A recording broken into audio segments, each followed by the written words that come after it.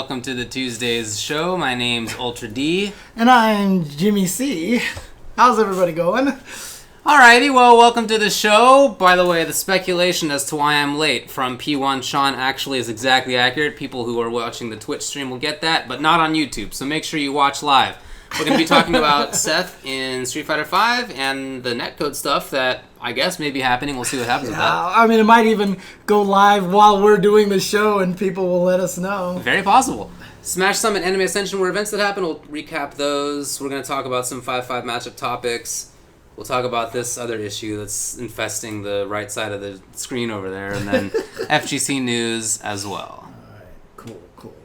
Alright, well, again, Seth is out. Street Fighter V Champion Edition is officially out. I just want to say one thing. Why is it that whenever people hear jazz music, they automatically associate it with Peanuts? It actually does sound like the Peanuts. Because it's like the only thing that jazz exists now is Peanuts. Oh, is that the only I just think that song actually does sound like a Peanuts song.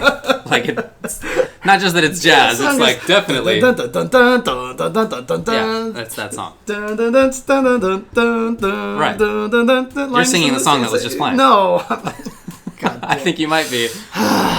All right. Well, CE finally came out. Now, most of it's been accessible since 2019, basically. But the last bit of it was Seth coming out, and that has happened. Yes, and I really like Seth. honestly, you know, we've said this many, many times. As soon as we found out that it was Seth in that trailer, everybody, us included, was like, oh no, they actually did it. It's going to be Seth. That character, nobody wanted that character. There are 5 people on Earth who cared about Seth enough to want that character back, and they did it. And I got to tell you, I think that I'm happier and we're happier than the people who actually liked SF4 Seth. Look, here's the thing, and shout outs to Hirobashi for the subscription. Here's the thing, is that Seth basically has nothing to do with the Street Fighter 4 Seth. Okay, he sucks you in. Yeah, tandem engines, but you don't even need to have tandem engines. It's just one of the V skills. Super that bounces you off the front of the screen only if you have V-Trigger 1. But outside of that, like outside of visual appearance, he has like nothing to do with... I don't even think he has a single normal move that came back. I don't think he has a single normal move that came back from Street Fighter 4. Well, I guess I'm no expert in that, but I would say forward strong looks like standing strong. No, because standing strong, he just used to punch that. I have maybe close-up strong. Oh, forward strong. Yeah, you're right. Yeah. Okay, maybe. Anyway, maybe. I don't know. Yeah, for the most part, for sure, it looks jump strong is an example. High fight says jump strong. I mean, certainly there's a little bit there, but in general, the character is completely redone. Right. And, as you said, I really enjoy it. I think the design from not even talking about the gameplay yet, right? The looks of the character. So much better to me. So much better to me than Seth from Street Fighter 4. You know, my thoughts about that game are that it was never very pretty. Some of the characters I thought looked great, certainly, but I thought Seth was not among them. And in this game, Nostalgia Seth is kind of silly looking because it's small. So short. Yeah. But the other versions of Seth are so cool. There's a Cassie Cage Seth. Is that what you call it? Yeah, it's Cassie Cage Seth. Oh my god, that's hilarious. With the little jacket and the shades and the little hair. Shout outs to Davis hilarious. For the subscription. Dude, yeah, I mean, not even just like aesthetic design wise. I just love the moveset. I love the way the character plays. I just think that everything the character does is so interesting. Like the whole... I mean, the fact that he mimics moves from games that have nothing to do with Street Fighter. Right. Like, the fact that they gave him Dimitri's moves. You know? And freaking... Well, I think it's Dio or one of the characters that, you know, the Hecaton Share Punch. Like, they gave him... it's so funny. I was talking to Olaf, and Olaf would be the one person who would do this, right? And I was like... One of the moves could even come from Star Gladiators. Who knows? He's like, it doesn't. I watched a video of all of Star Gladiator's moves to see if I could see it. And I was like, what? That does make sense, though. Yeah. And he couldn't find one. So, but yeah. it's so crazy to me that, they went to that degree to make this character, and it's so cool. Yeah, I really enjoy it. Hello, little kitty cat. Yeah, so to talk about the gameplay. The moves, by the way, someone suggested to me, because of the way Jasmine and Nathan jump on stream all the time like this, that I need to make cat butt emotes. Well, what do you think? You think? I think that would fit along with our theme of the show. What? Dang. Please no. Okay. All right. That's hilarious. Before talking about the gameplay, I've been going back and forth on whether to use he, him, and they, them. I'm not really sure which route to take on that, to be honest. In the story mode, it's either Ed or Falk who says they. Oh, really? Yeah. But then in other things, there's he, and in some of the Capcom's own discussions of it, they've said he. So I'm not really sure which way to go, and I find myself kind of going back and forth on that right now. I've used he, she, and they. I've used she as well. I've gone through the whole gamut, and at this point in time, I feel like I'm just go with whichever one. I'm sympathetic to people out there who want to have some representation of gender neutral gender neutral stuff or non-binary stuff out there. So I think I'll probably try to do that. But anyway, we'll see what other people sort of decide to do on that. Clearly, it is a robot. Yes. As far as the moves of the character, I'm very interested in a lot of it. Again, I had no expectation of caring about Seth. I thought exactly the opposite. But the way that the moves are all put together, I find is very interesting.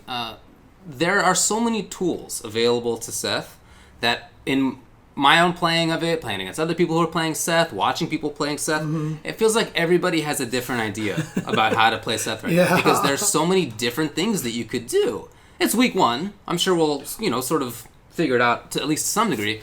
But I've seen people play very slow with punishing Seth. I've seen people play wild type, up in your face, random EXDP Seth. I've seen everything in between. And even if say you have 2 footsies Seths, okay, cool. Well, which buttons do you press? Right. Which footsie buttons do you press? You have 5 or 6 that are legit. Right. Well, it's interesting because some of those legit footsie buttons don't hit crouching people. Stand medium kick does not. Stand heavy kick also does not. Oh, does anybody use that in footsies? Well, I thought it was going to be super useful because it was a single hit confirm and also a hit half a screen away, except it doesn't hit crouching people half a screen away. So when I first tested, I was like, this move is so good! And it was -4 at max range. But people were like, try it against a crouching people. I was like, why wouldn't this hit crouching people? It kicks straight, and then it didn't hit crouching people. So it was very weird. I hadn't thought about using that on grounded people, but that's an interesting idea. So stand medium kick, maybe you would do, by the way, 10 Forks, thanks for the sub, maybe you would do as a whiff punish rather than as an active footsies button. It's also a good zoning tool as well. It's a good, kind of like a space controlling tool. If the person wants to walk forward and backwards and they're not crouching a lot, it's kind of like Chun-Li stand roundhouse. Yeah, man. Just kind of covering that space. Yeah, it hits them if they're right next to them. Yeah. Yes, it hits them when you're close up. I just meant at that max range that I thought was going to be, super good, so. But stand strong, crouching medium kick, forward fierce. Crouching heavy kick. Yeah, crouching heavy kick, of course. Yeah, there's all these different buttons. Just regular spin kick, roundhouse spin kicks +2, right? And it beats fireballs and goes through fireballs. There's a lot of different stuff. You could do an offense Seth that's based around the fact that he has a way to change his jump arc in the air in a way that's safe. That's pretty rare in this game, and he has a pretty good one of doing that. You could do offense Seth in the sense that he has a couple of buttons that are plus on block. You have a couple of buttons that are hit confirmable on single hits. If you're good, crouching medium kick and stand strong. I have been hit confirming about 60%, so I feel like good players should get that stuff legit. Yeah, his every time he hits you, I feel like he gets a good Oki situation after. Right. Every time he hits you, it's into him being almost point blank, and that's also very rare in this game. Yeah, and the interesting thing is, I got to play Olaf Seth for a little bit, and to me it felt like most of his power his juice is gonna come from the axe kick. Okay. The air axe kick. One, you could actually TK cannon strike it, you can do the quarter circle back up forward and do that so you can get it really low. And it's just a really good footsie tool. You know, it really messes you, like you said, having a jump arc changing move. Yeah. Especially the heavy one, because he freezes in the air forever. Although did you see that clip from CN? Like, he tried to go an anti-air with Ibuki's back medium punch, and he had recorded Seth to jump and do the axe kick, so it whiffed, and then he just did another one in the second hit. That's enough time to hit it. But it's actually, like I said, I feel like he might actually be this kind of airborne-ish kind of character. But to me, and I don't know if you feel this way, but what's interesting to me is that I'm getting very similar vibes to Gil out of this character right now, which is...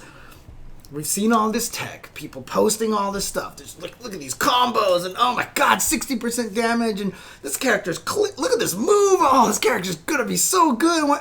I don't even know if he's top tier right now. Is that so? Yeah, I'm not sure. Like, I'm not convinced yet. Okay. Like, I feel like the character is going to be strong, but I don't know if he's quite up there in that range with everyone else, and I love that. I feel like they've done such a good job with Gil and Seth putting these characters in this game that are clearly super fun, super interesting, have a lot of this, like the retribution mechanic is really sick with Gil and everything, and the stealing and all the stuff and everything, and yet somehow they're not overwhelming yet. And like, that actually makes me happy. Because he has low health. He has low health, too. He melts. Seth has, well, I don't know about that. 925 health, 925 stun, which is the same as, like, Karen and Ibuki and Cammy. Is, you know, I mean, there have been top-tier characters. Akuma's less than that. So the character that I get the most vibes from is Akuma. It's Akuma to me. Where the beginning of Akuma, I remember I didn't think he was top tier. And he obviously was top tier. I didn't recognize it early enough. Right. And... I think a reason why, in retrospect, I didn't think Akuma was top tier at launch was that people who I was playing against using Akuma didn't sort of have it all together.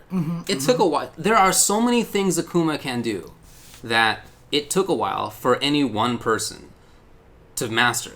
Right. It took half a year minimum until somebody was like really doing it all, and that was like one person, and it took a year for anybody else to do it. And I think that's Seth. I think Seth is the character that has absolutely everything that you need to be top tier in SF5, and I don't know that I expected anybody to do it right away. Yeah. But I also think that having seen the example of Akuma, and now it's in the 5th year of the game, we know the game so much better than we did when Akuma came out.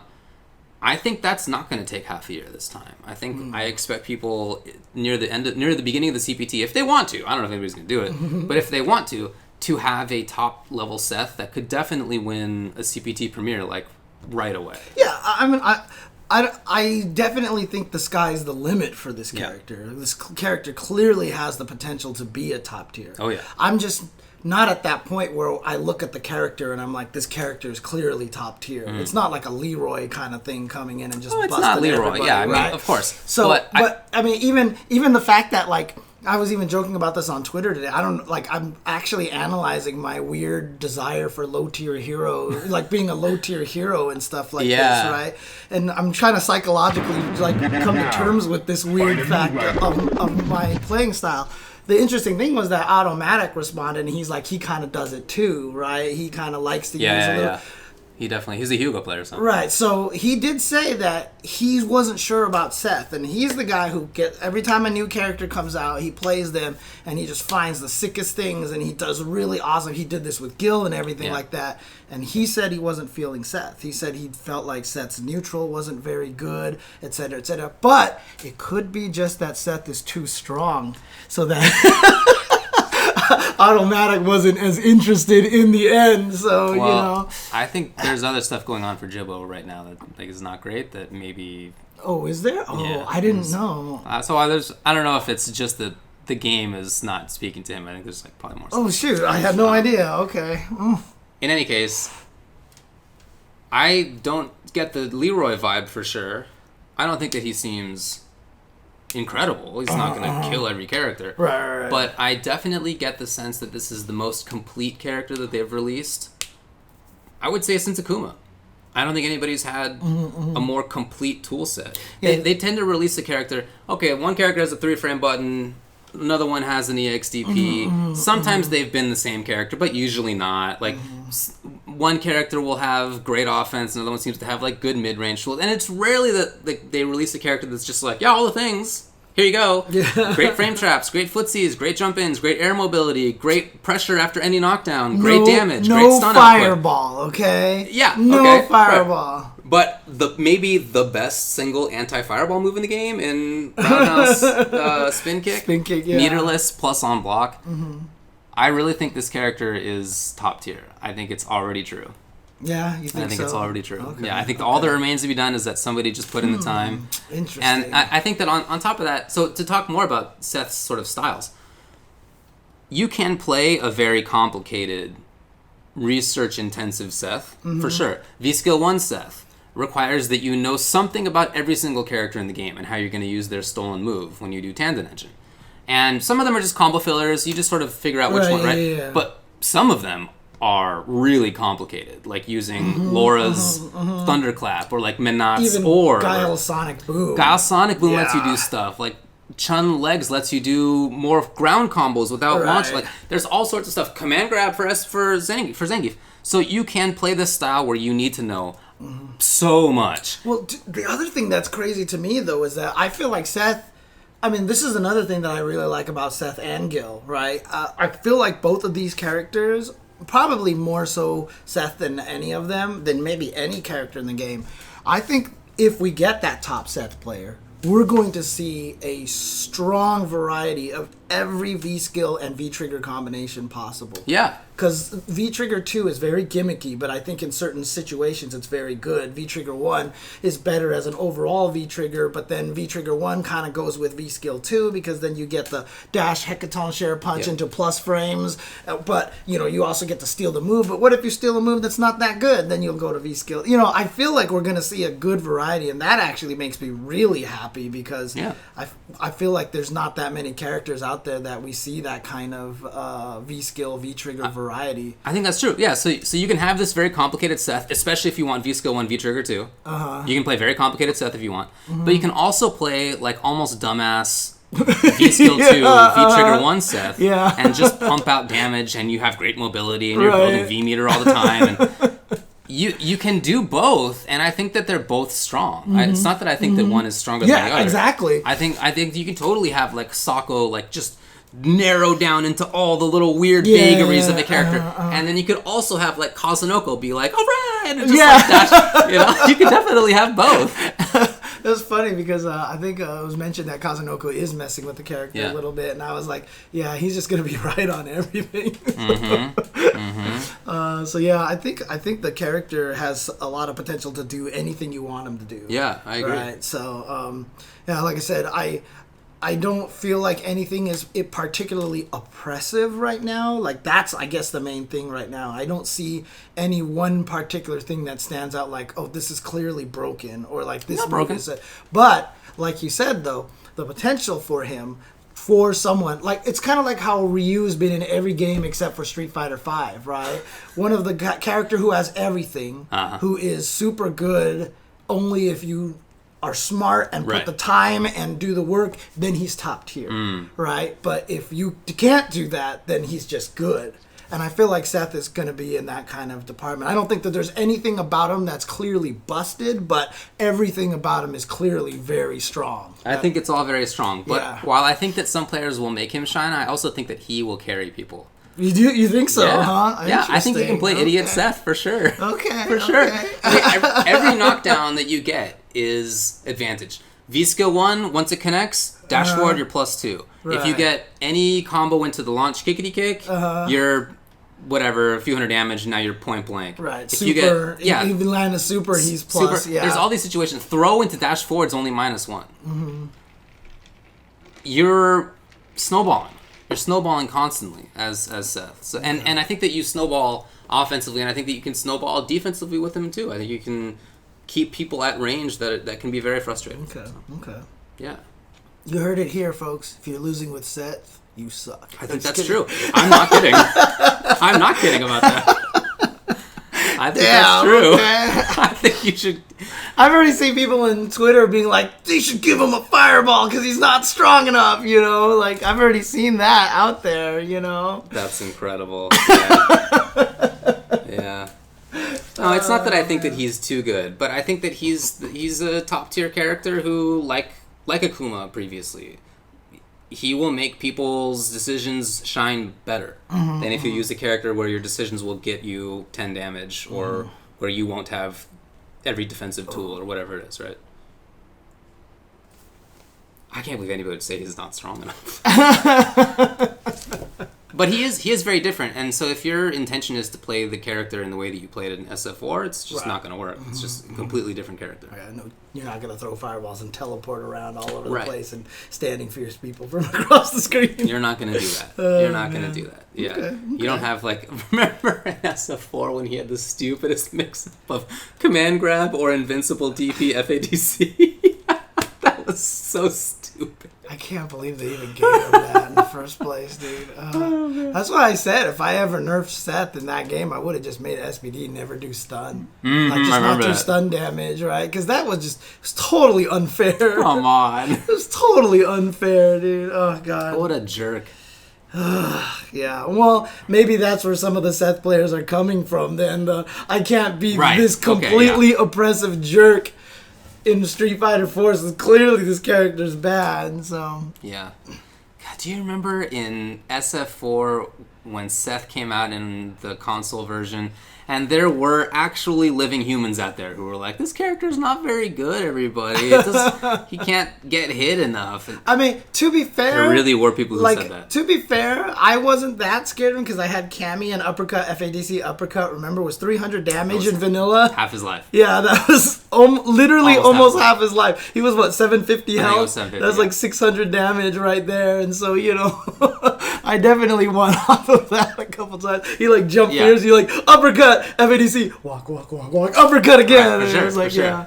Oh, man. But that jump back fierce. If you were good with that character, I think you just had... No. You shouldn't have ever gotten hit. Yeah. If you ever got hit as Seth, it was your bad. Seth was clearly probably the best character in vanilla. I thought he was the best. Yeah. I thought he was the best character in all of SF4. Man.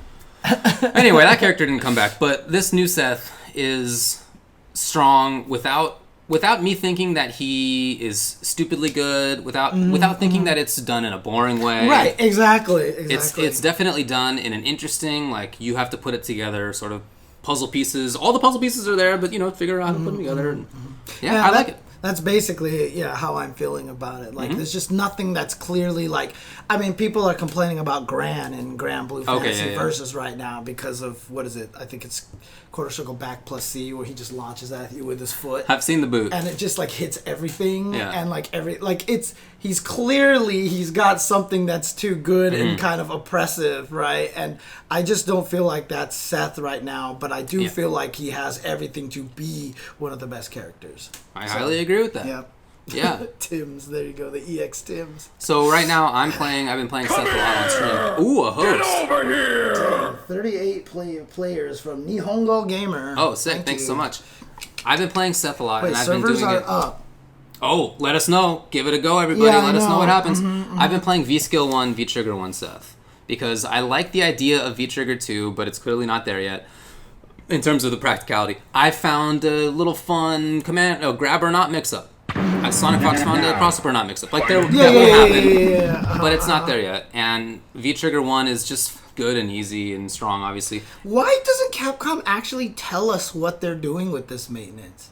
Is there any response? I mean, have they said anything? I don't know. At all? And V-Skill 1 I actually really like in footsies. I've been doing Tandon Engine in footsies quite a bit. Oh, yeah. You know the range is go point blank, backdash is the range of Tandon I have Engine. gotten it's hit by huge. that, and not only that, but it's active for days. It's so active, and I've gotten so many counter hits for people who've been trying to play footsies with me that they press a button and then they get sucked in, and on counter hit, you can confirm it easily. Right. You go into crouching jab short into EX Kickaroonie, and then you're doing a big combo. I was playing when I was playing against Olaf. He would do, and he would just like vacuum, And then my whole goal with Lucia was to EX run and kick him afterwards, right? So you go, hoo-ha-ha, and I EX run and get sucked in. Yeah, you get sucked in. I was like, why is this thing so active? Yeah, it's very active. And the range of it is actually it ranges farther than some characters' jumping attacks. Yeah. Like, it's huge. So I've been using that a lot as well. I think it's really strong. Well, okay, enough about Seth. Anything else to say about this new character? Like I said, I'm just really glad with the way that Capcom seems to be designing it. Like, they really have figured out what characters do in Street Fighter V. They figured out how their game plays. Yes. You know what I mean? It's very evident from the last 3 characters in Season 4 and these 2 characters here in Season 5. I feel like they've really figured out their game, and they know how to put new characters in there that are interesting and different. Like I said, it's very interesting to me when you, like, play Lucia and just find out exactly how they limited all of her combos. It's very intriguing, and it's same thing with like just the way Poison works and Honda works, although Honda, everyone is talking about how he eats glue now. But Gil and Seth, I just like I said, Gil felt like he should have been broken too, but he's not. Yeah, you know what I mean? So it's really interesting. They did a great job with Gil, yeah. for sure. Well, the other thing to discuss right now is, I guess, something that is relevant right now. Just search for it. I forgot what it is. That's the 5 servers that I always search for. Yeah, there it is. No underscore. Gotcha. Yeah. Okay. Anyway, last week, Ono said that they're gonna fix the netcode in Street Fighter V,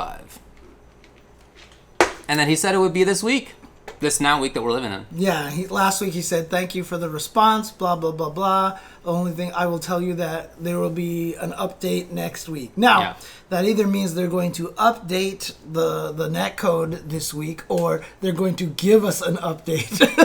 Man. Like this week comes around, here's the update on the netcode situation, right? Yikes. We don't know. I guess we don't. But today there was an update on the actual Street Fighter V game, and the servers were down for a few hours as a result.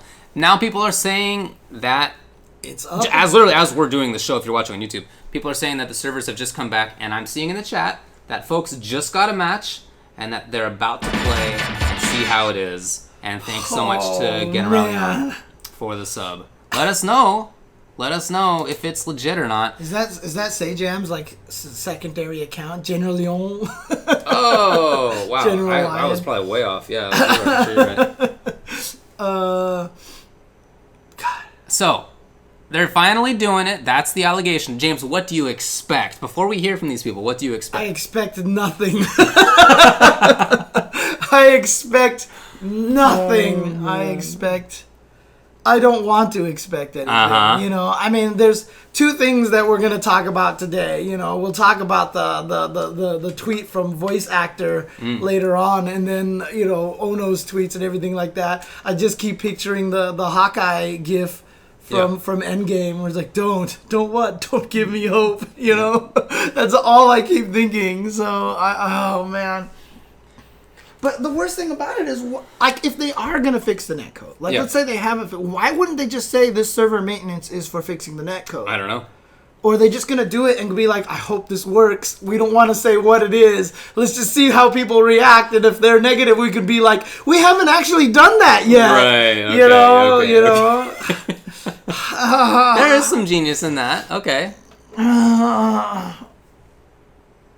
Some genius that I don't quite expect out of them, but that would be genius in a sense. Okay, so someone has actually said that they feel like it's actually better so far, but it could be placebo, and it could just be one person. Yeah, that's the thing about a situation like this. Placebo is so strong. You want it to feel better, or maybe you want it to not feel better, right? Depending on however your brain works. Dude, now we're getting super... And then that's influenced. That influences how you feel about the actual match. We're getting some super conspiracy theories here. Showbiz says Altimore went quiet after Ono made that netcode announcement. So did they kidnap him and tie him to chairs and say, like, fix the netcode, you know? Well, look, honestly, I hope that Altimore or somebody like that was involved.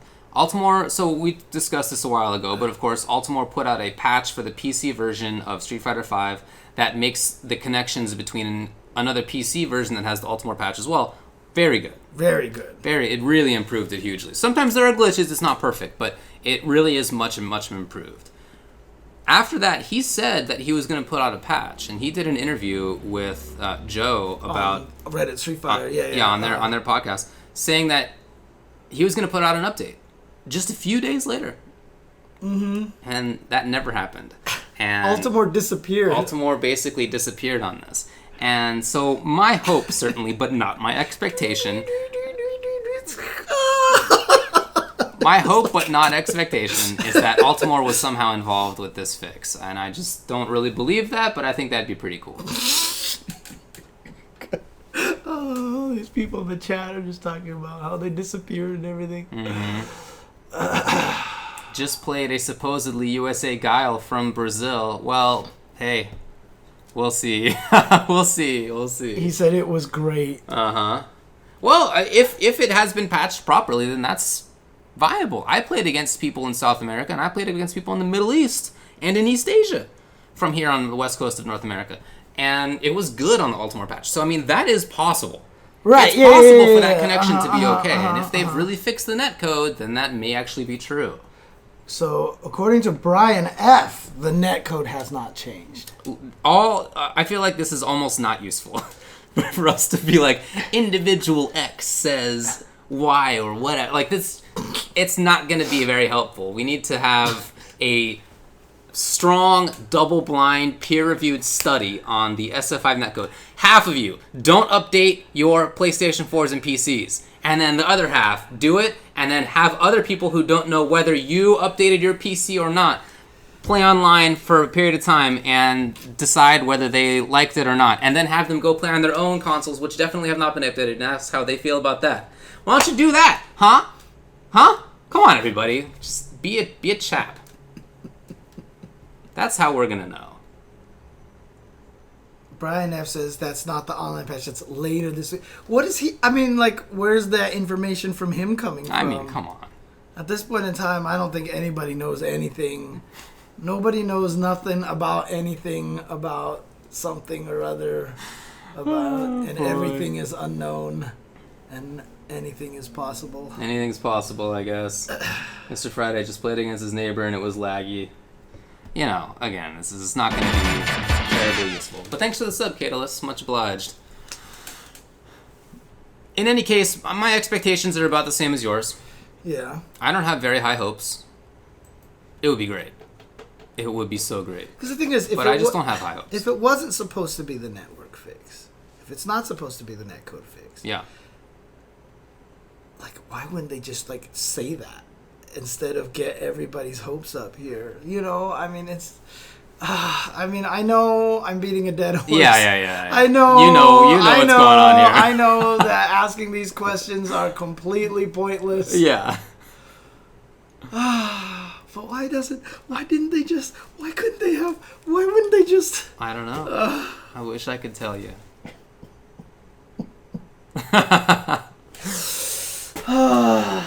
I don't have very high hopes. And I kind of hope that they... Unless they've really fixed it. Which would be cool. You know, Wait, so someone's saying that they can confirm that the patches are banned? Or is that okay, true? This was what I was actually literally just going to say. Right, yeah. I hope that they don't figure out a way to ban the patches. At least. Unless they've really fixed it. And I don't really believe that. But unless they've really fixed it, I really want them to just at least let us keep playing. Yeah, everyone says that you have to verify the files now. So it seems like that part is true.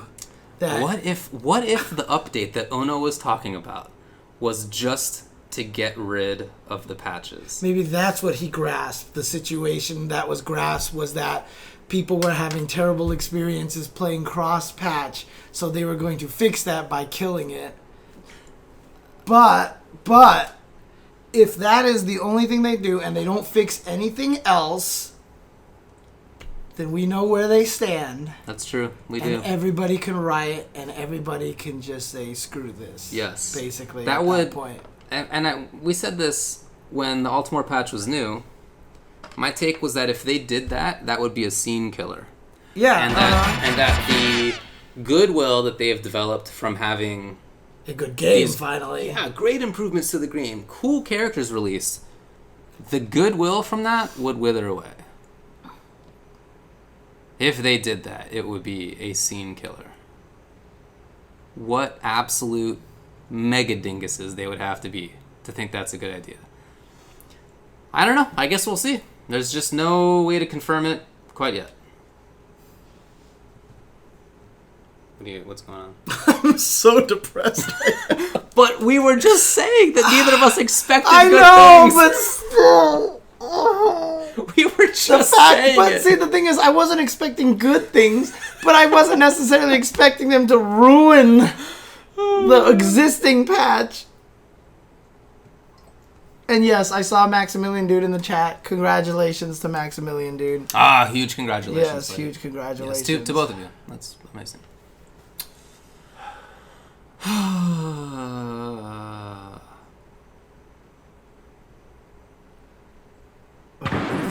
Baltimore to be like, find a new rival. what exactly did you fix? And we're gonna pay you big bucks to revert it. Well, see, the thing is, they don't even have to do that. No, obviously I was screwing around.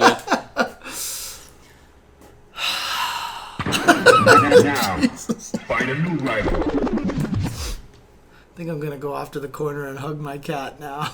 I would like to do the same. Now, find a new Well, I guess I'm rival. not playing online for a little while, at least, unless the netcode is fixed in the future. Because, yeah, now there's literally... I feel like there's no reason to play the game online anymore. Because the Ultimate patch was so good. It was. It was amazing. It was awesome. And what's cool is I know a bunch of people who bought the PC version because of that patch. Yeah. I do. I've played online with them. In the UltraChen Discord, there's a group of people in there who I played with the other night. And, well, I guess I wasn't probably in the... I'd been drinking a lot. But they were clearly really good. And their rank was like 50,000th or something. Right. They had like clearly bought the PC Oh, version. I see what you're saying. Yeah. And like imported whatever talent they had from PS4 into PC. Right. So there were clearly people playing just for that patch. Right. So, do we want to sit here and believe that now that the Altimore stuff doesn't work anymore, you can't launch the game with the Altimore patch in, that means that later on this week they will be fixing it and actually putting in their own fix in there? Or do we just believe that Capcom has screwed everybody over and that we're all mad now and that's going to be the end of it? Do we even try to have any form of hope at all whatsoever that they're going to try to fix this netcode? I'm just going to be agnostic about that. I'm not going to get upset yet. Well, I guess that already hasn't worked. I already have been. But I'll try not to get more upset about it, and I'll also try not to get more excited about it. I'll just be like in waiting. I'll be in limbo. I'll just be hanging out in purgatory, waiting to see whether I get into heaven or not.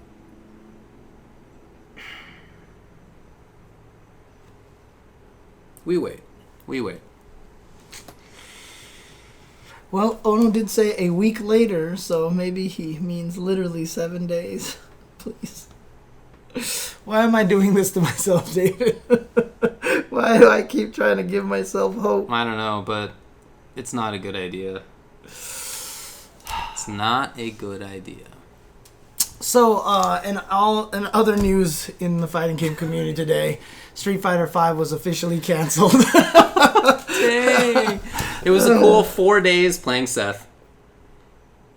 Great 4-day character. Just was talking about how great this game is turning out and everything, and all right, we'll see. Really, I mean, yeah, we'll see what happens. Okay. We'll see what happens. I'm going to the Worlds Collide local tonight, so I'll be playing offline anyway. Okay. Can't go because I'll be editing the show. All right. Well, anything else to say about this for now before we have any information at all? No, I think let's move on to another topic. All right. We were hoping. We were all just hoping. That's all it is. So, okay.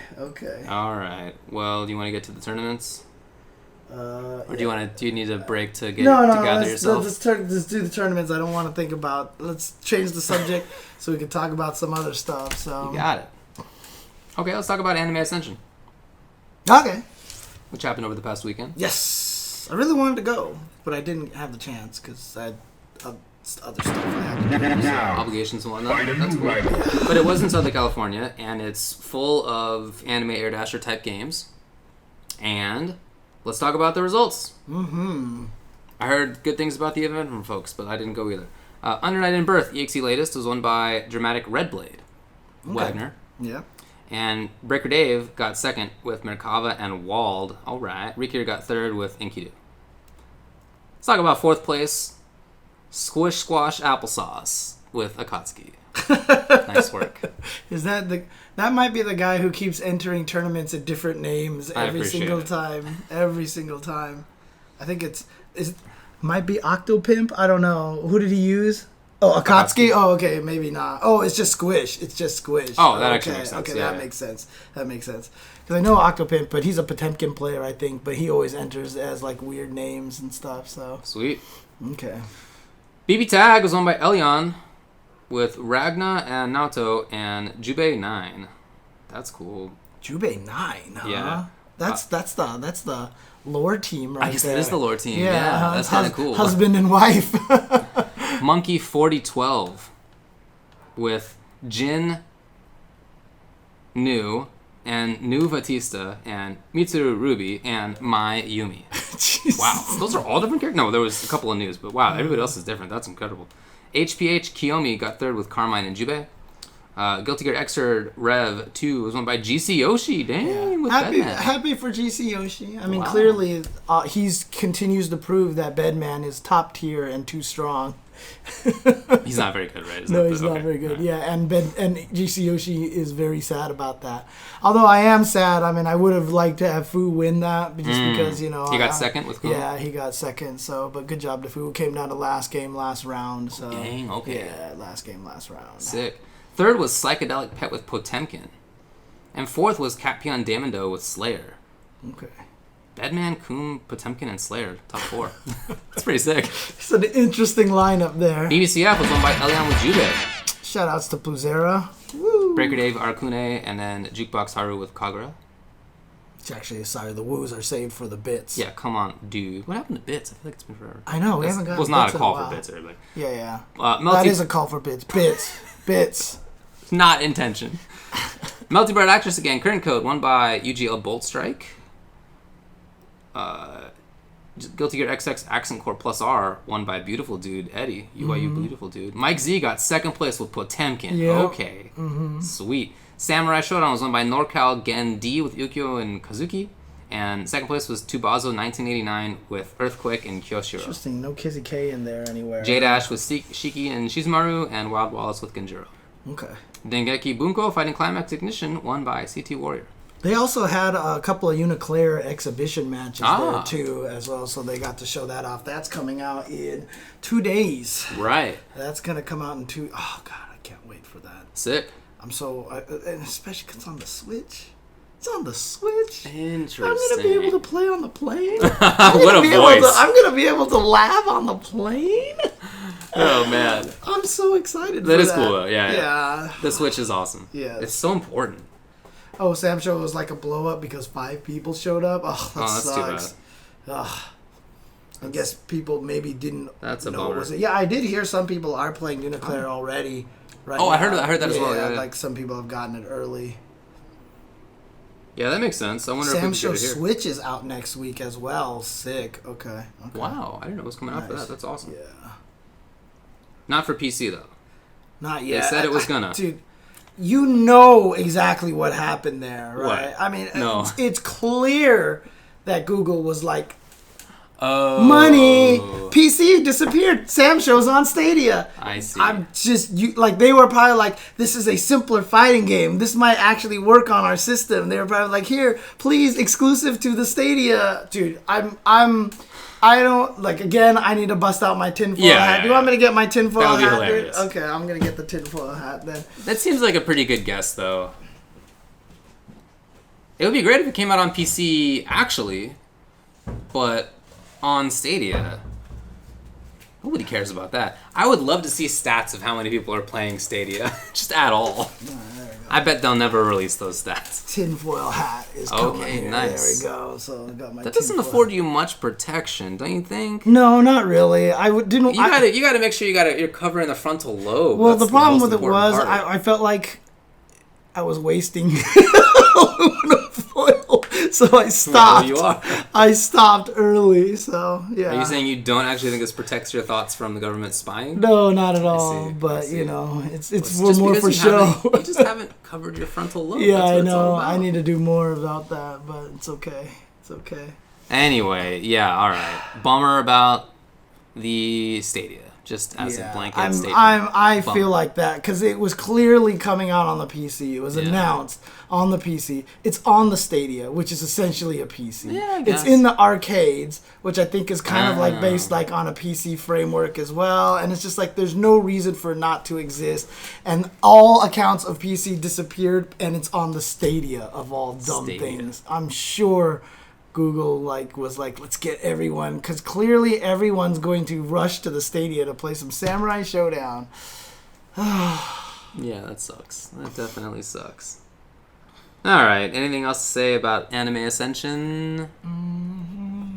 Nope, not that I can think of. Okay, let's talk about Smash Summit number 9. Yes. Okay, no more tinfoil hats needed here. Okay. This was also over the past weekend. This is, well, I guess I didn't realize this is the 9th, but it has been happening for a while now that they've been doing Smash Summits. Yeah. Of course, they get people to enter, some invited, some are sort of, they win voting, money pools, whatever you want to call it, in order to get in here. And they always do a super cool job at the production side of it, at not just the tournament itself, which is always a blast to watch because they get good players and they highlight the personalities and everything involved really well. But also they always make like fun little skits and stuff. It's just, I think it's always really fun to watch, regardless of the game. Regardless, like they always just do a good job. They also just do a really good job. I mean, well, it is the fact that they just do a good job integrating with the community. They do. You know what I mean? They do. It's a very community feeling kind of thing. It's casual. It's just in a house. It's not like in some big fancy esports studio. They even make them play Mafia games and stuff like that, which I think is super cool. So It's not in the house. is it not in a house? Yeah, I've been there. Oh, so they made it look like a house. I'm spoiling it for everybody. No, it's not. It's not a secret. But yeah, they did make it look like a house, but it's just it's just like a warehouse. Well, never mind. Summit is super esports. Screw this. No, I'm just kidding. They do a great job with it for sure. Okay. Yeah, I watched quite a bit of it, and it's always fun. There's always Mafia and played ping pong Depressing and stuff. show in a long time. Yeah, all piercing the veil. I know, right? You're shattering all of my illusions here. Oh no! Oh boy, well I'm gonna keep shattering. I'm sorry. You're gonna be shattering a lot of illusions Well, we'll here. see. Oh man, okay. It was a big crew of many of the best players in the world for Melee. Yeah. So, they always have the like pool part of it, right? Where everybody plays people, and then they have the main bracket of it. And the winner of the whole thing was Liquid HungryBox. Yeah. With Jigglypuff. Jigglypuff. Congratulations to HungryBox. PG Puff again. got second with Sheik and Fox. And then Mango, C9 Mango, with Falco and Fox. Nice. Okay. Zane got fourth with Marth, IBDW, Fox. Tempo Axe, Pikachu, fifth as well. And seventh were EMG Hacks with Fox and Fiction with Fox. Okay. Yeah, it was really fun. Yeah, good to see Mango doing well there again. So, I know he hasn't been. Well, I don't know. I always feel like he's been more streamer than actually going to Mango? events now. Yeah, but people can correct me on that if I'm right or wrong on that. So, I don't know if he's been practicing in the as much as before. I thought he had been playing a lot myself, Okay, but I okay. could be wrong about that. Percent. Was it he is serious right now. Okay. Was it really Plup's first grand final since 2018? I feel like he was doing well. Yeah, no, I thought he did something. Last year. I mean, maybe he got third places a lot or something like that. Or so. maybe I'm just in the stage of life where the 15 months separating us and 2018 just feels like a couple of weeks, basically. Like that's the probably other day. more accurate, actually. So, but they said that Plup took a long break from Melee. Wow. Okay. And then someone else said that Plea was in Grand Finals in 2019. So. All right. Yeah, it was definitely. Leffen didn't make top 8. He was there, didn't make top huh? 8. Yeah, he had a couple of weird draws. I think is partly what it was. He had a hard path. Yeah, Nunn and Amsa and Wizard also got 9th. Right. Bobby Big Balls got 13th. James. Is that really the name? Yeah, it's right here. You don't believe me? You got to read the screen. It's right there. Did. Had to read the screen. Okay. Wow. I see. Okay. It was a lot of fun. They always do a good job. The commentary was great. It just seems like a blast to just like hang out on the couch and like shoot the ball with everybody. You know? I haven't had a chance to do any of the Summit stuff. I mean, if they ever did like a Street Fighter V Summit, I would really, really hope that they would invite me there because I think it would just be a great experience. It seems like it'd be a lot of fun, yeah. I was too much of a Capcom guy to get invited for the NRS one. You know? No, that wasn't why. All right, so at the end of it, you know, I actually have this. You could play it if that's. Oh, could you do that? Yeah, that's true. Oh, I forgot to bring up the thing again. I told myself I was going to do that every week now, just to be sure. They do a Mortal Kombat Summit, yes, and also Dragon Ball. And it would be great if they did other ones. You know, it'd be great if they did Tekken. It'd be great if they did Street Fighter. Still Granblue versus Fantasy. Sure. Yeah, I mean, honestly, like I feel like every scene in the FGC, all the games sub-communities, there's interesting people in all.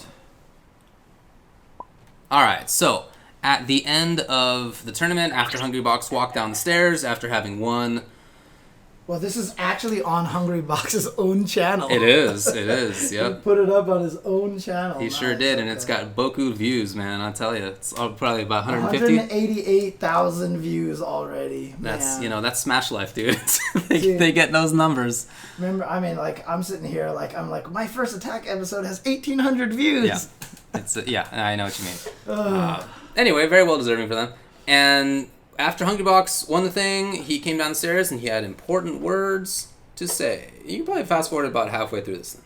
Come downstairs and we'll get to have a little chat. I think the building. Smashed my 9 controller, so thank you, Nez. All that being said, I know this is probably a shot in the dark, but I'm gonna try anyway because there's a lot of people watching. I really do wish if anyone from Nintendo corporate is watching this right now, if anyone's seeing the amount of excitement these sets can get and everything that goes with it, just give Melee a chance. Even if it's just Ultimate, support the Ultimate scene, support the Smash scene in general. You have people day in and day out streaming, making content, competing, going to tournaments, and we do it all grassroots. We have this like Beyond the Summit because they raise money, and that's great. But Nintendo, I need to say I love you guys, but you are the only one not putting in resources into the scene. Look at Capcom Cup. Look at that celebration. Look at every other game. Look at Fortnite. This is the step that you're missing. And if you did that, the culture and the appreciation that you guys would receive would be bar none unlike anything you've received. So hope you're listening. It's probably a shot in the dark, but please support Smash tournaments. Yeah. All right, that's kind of... Yeah. I love it. I love it. Thank you, Juan. Nice timing on the follow there. All right, so it was an appeal from HungryBox for more recognition and support from Nintendo for the Smash Bros. Scene. What do you think? I mean, I really appreciate where he's coming from. I think it's really frustrating that, to see stuff like Capcom Cups, to see Tekken World Tours and all these things like that, and have it so that the Smash isn't being supported. I get it, how frustrating it must be, especially as players. I think the hardest part, honestly, is that a lot of people who are going to retweet that video, who are going to agree with that video and everything like that, a lot of people are probably still really, really missing so much of the difficulty it would take for Nintendo to support events like that. Okay. Because look, we've already seen how painful it's been for Capcom to keep working with Marvel. We've experienced it when we were trying to talk about Battle for the Stones. It's just like, it's so hard to get official Disney approval on everything, etc., etc. When Nintendo created Melee, when it created Smash Ultimate, and they signed all the contracts with all the other companies, like Konami for Snake, for Sega with Sonic, there was probably nothing in the contracts about any sort of tournament performative licensing, all the music in the game, etc., etc. For Nintendo to create a world tour, I feel like they would have to go to every single one of these companies, recreate the contracts, refigure everything out, and then what if all these companies want a piece of that contract too, like a piece of that money that they're, oh well, look at this, Bayonetta's winning everything, right? So like, you know, I mean she's not, but like let's say it was happening in the last one, like Bayonetta's winning everything, so she's clearly one of the most popular characters right now. Why aren't we seeing a piece of, you know what I mean? Like, I mean, people talked about Dragon Ball FighterZ as the summit, right? And we haven't seen Dragon Ball FighterZ in another summit again, and I think probably a lot of it has to do with that, you know, getting permission from 3 or 4 different companies just to make it actually happen. I don't think it's as straightforward for Nintendo to just be like, here's our world tour. And I think that the amount of work that Nintendo will have to go through, and obviously you're a lawyer, you can clarify on all this stuff too, in order for Nintendo to get to the point where they can legally, because I mean, even when Smash is at certain events, if Nintendo is watching, if like Ness or Sonic win, they have to cut away from the camera because they can't play their music on the stream, right? Like, this stuff kind of happens. For Nintendo to be able to legally do this kind of a tournament is probably, honestly, for them, more effort than necessary because they're going to make all their money anyway on the game. And so that's, I think, is the hardest part, is that it's not as simple as people want it to be. But at the same time, as the players, I mean, look how big Smash is, and it gets the most entries at every event. Yeah. And Nintendo's not supporting it, and it's gotta be absolutely just utterly, you know, like almost just like exasperating, you know what I mean, for them. So I bet it is. That's kind of how that's kind of where I stand on that. So I think you're right as far as Melee goes. Legally speaking, I think there's probably a big old hornet's nest there that they just don't want to get involved with. I would be very surprised if they didn't already have relationships set up with their current game, because that has come out in the context of streaming. Right. Like, streaming's been a thing for most of a decade, and so, well, at least when they were working on the game right now, because it has been a decade, but it's been a thing long enough that as a lawyer, you would be screwing up if you didn't consider like whether your game could be shown publicly or not. And so I gotta think that Nintendo's taking care of that stuff for this current game, at least. Melee, maybe you're right. Maybe there's more legal concerns. I just, you know, I'm not sure, but that certainly seems plausible at least. I think that their calculations are just more about sort of an old style. That's all. I do think that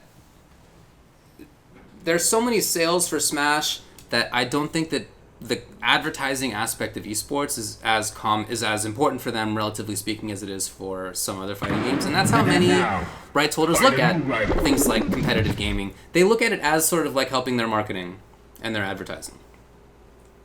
Maybe that's not as important for Smash. However, I do think that in Smash's case, there are so many people who compete in it and like watching it.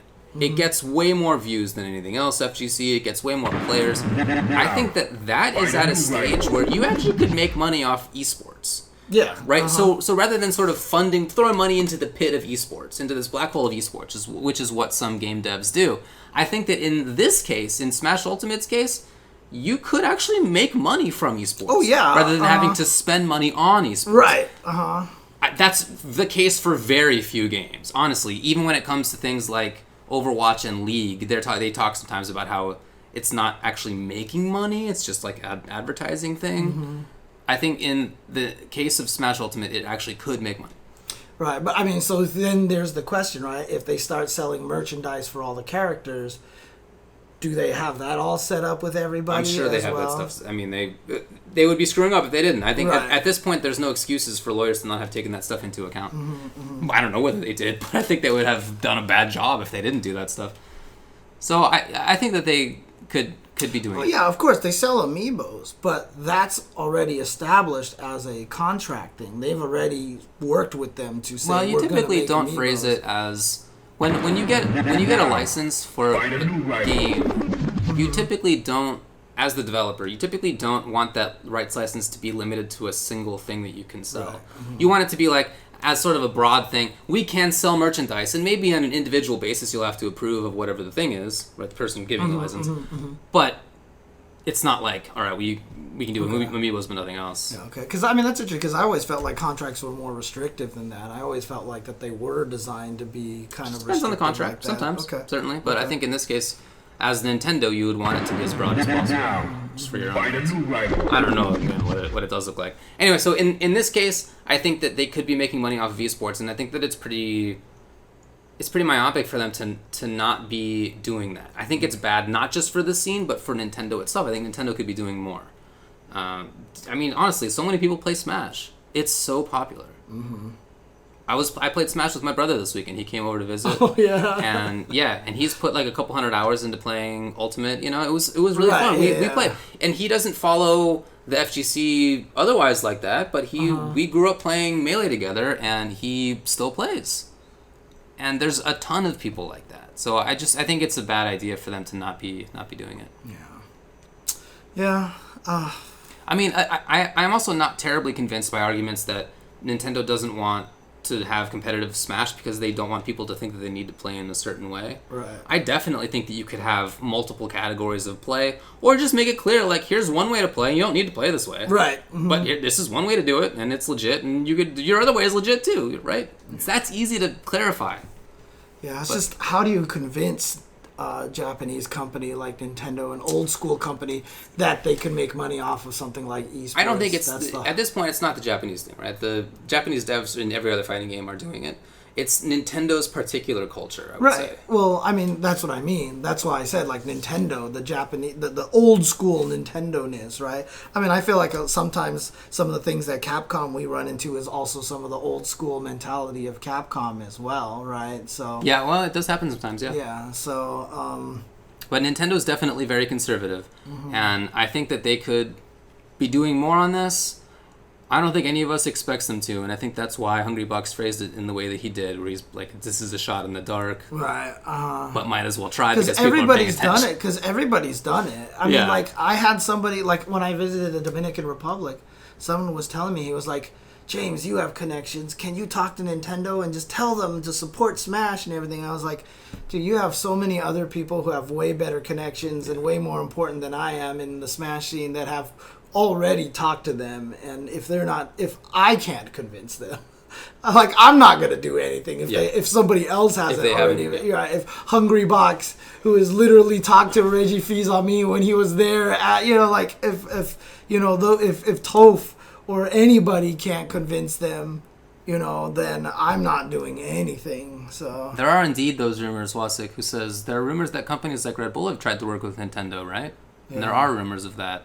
And the rumors are that in those cases, Nintendo has declined to be involved and in fact shut down plans that other people had tried to develop to have like more extended, officially supported series. Right, yeah. I mean, that seems like a given, right? Like, I can imagine Red Bull being like, this is a gold mine. Like, we could just set up these tournaments. And then, but the thing is, when you're Red Bull, then you have to get Nintendo approval, right? Yeah, sure. So that's probably not going to happen. So, yeah.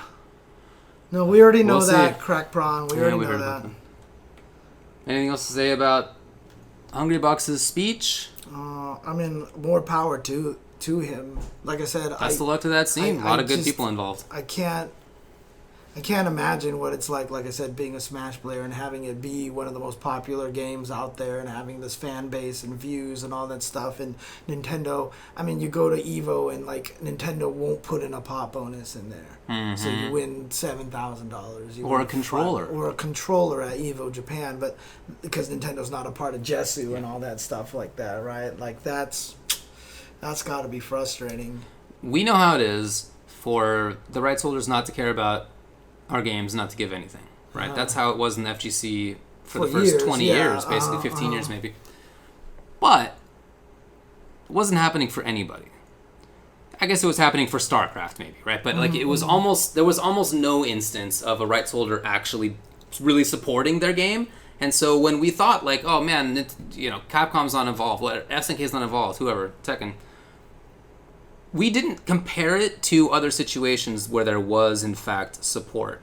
And now Smash is in a situation, as HungryBox said, where it's not just that he's like, it would be nice if we got support, but it would be nice, and also it sucks because these other people are doing it. Right, and why aren't you? So there's this more obvious like push to compare to what other people are getting, and I get that.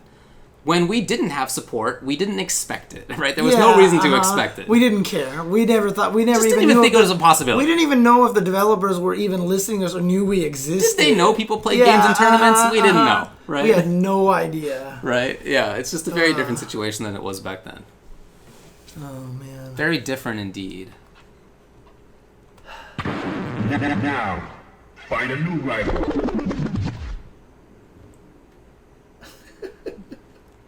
Apparently we just got retweeted. Did we just go viral? Yeah, we really went viral.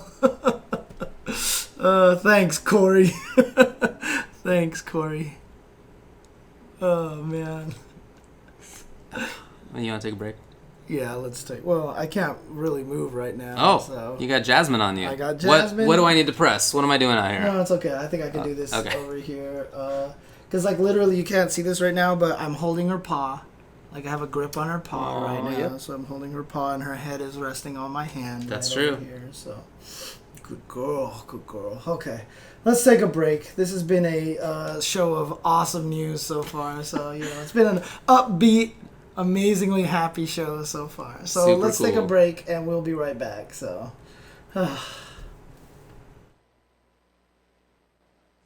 All right. How depressing did we actually sound? I don't know. Do you want me to play it? Yeah. Because Yeah, everyone you can play see it over here as well, so you can see just how sad we sound over here.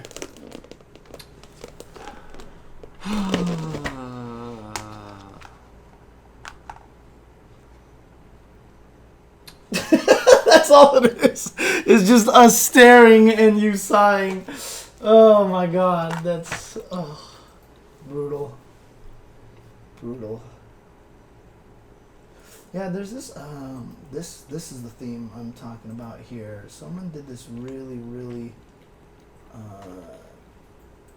so we're trying to, we have a title song now and everything. Obviously we're using the Peanuts theme or whatever. Like Peanuts theme, yeah. Yeah, exactly. But there's another guy who made this really cool track. I kind of just wanted to start playing during the breaks or something. It's by Akito Loves Music 2, and he did this really cool track. It's a little chill version of the Under Night and Birth character select song. Right. I think this is super nice. Very cool. Sorry if it's so loud. Is it quieter now, or is it still super loud?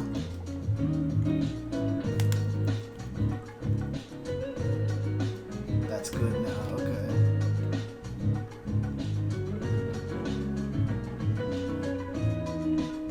It's like 2 minutes long, Cool. so it's like perfect just for the length of the ads and stuff. So. Yeah, this guy does a bunch of good stuff, but I heard this one in particular. It got up to like, what did he tweet out? He tweeted out that it got like 10K plays on SoundCloud. So I was like, cool. So I went and got to listen to it, and it's really, really good. Yeah, I'll post a link to it for everybody here.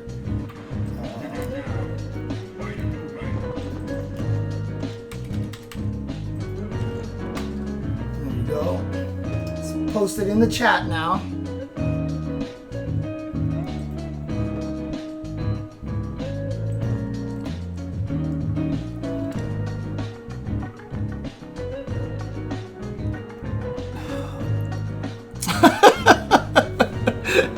Man.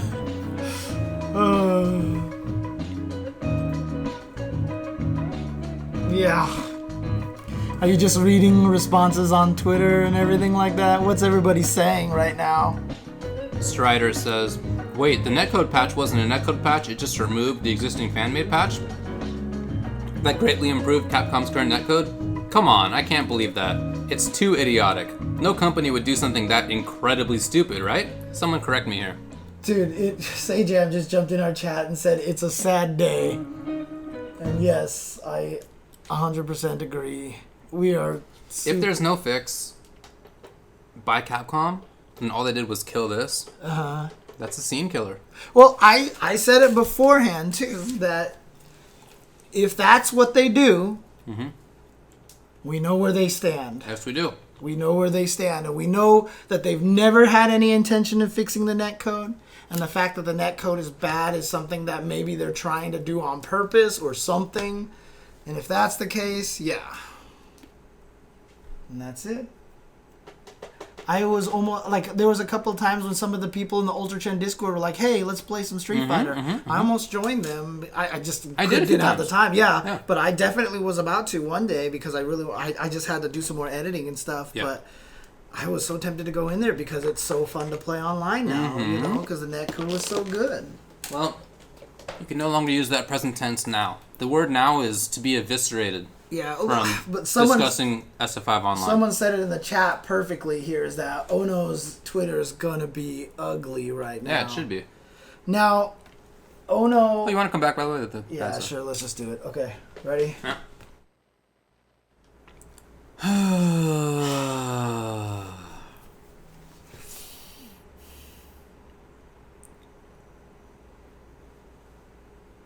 Well, we don't know if it was just maintenance or not, but we'll find out. Oh, or not. Maybe we'll never know. Yeah. I mean, like, so what we were kind of chatting about during the break and stuff, you know, I mean, I feel like Ono's got to put something out again, or unless he's just, I mean, if there's no word, if there's nothing, and it's like we just killed this patch. Yeah. We killed the fun patch, basically, and they removed online play. Yeah, they removed online play, and then that's it. Then, if Ono doesn't say anything, like I said, that's it. I think that's such a blow that people who enjoy Street Fighter V are just going to be like, they don't care. And there's just no reason to keep playing. I think you're right. But also, I'm giving the super side eye somebody who just doesn't know any better, but, you know. Who says, Ono himself probably doesn't deserve abuse, but Capcom itself, ... Sorry, it's hard for me to finish the sentence.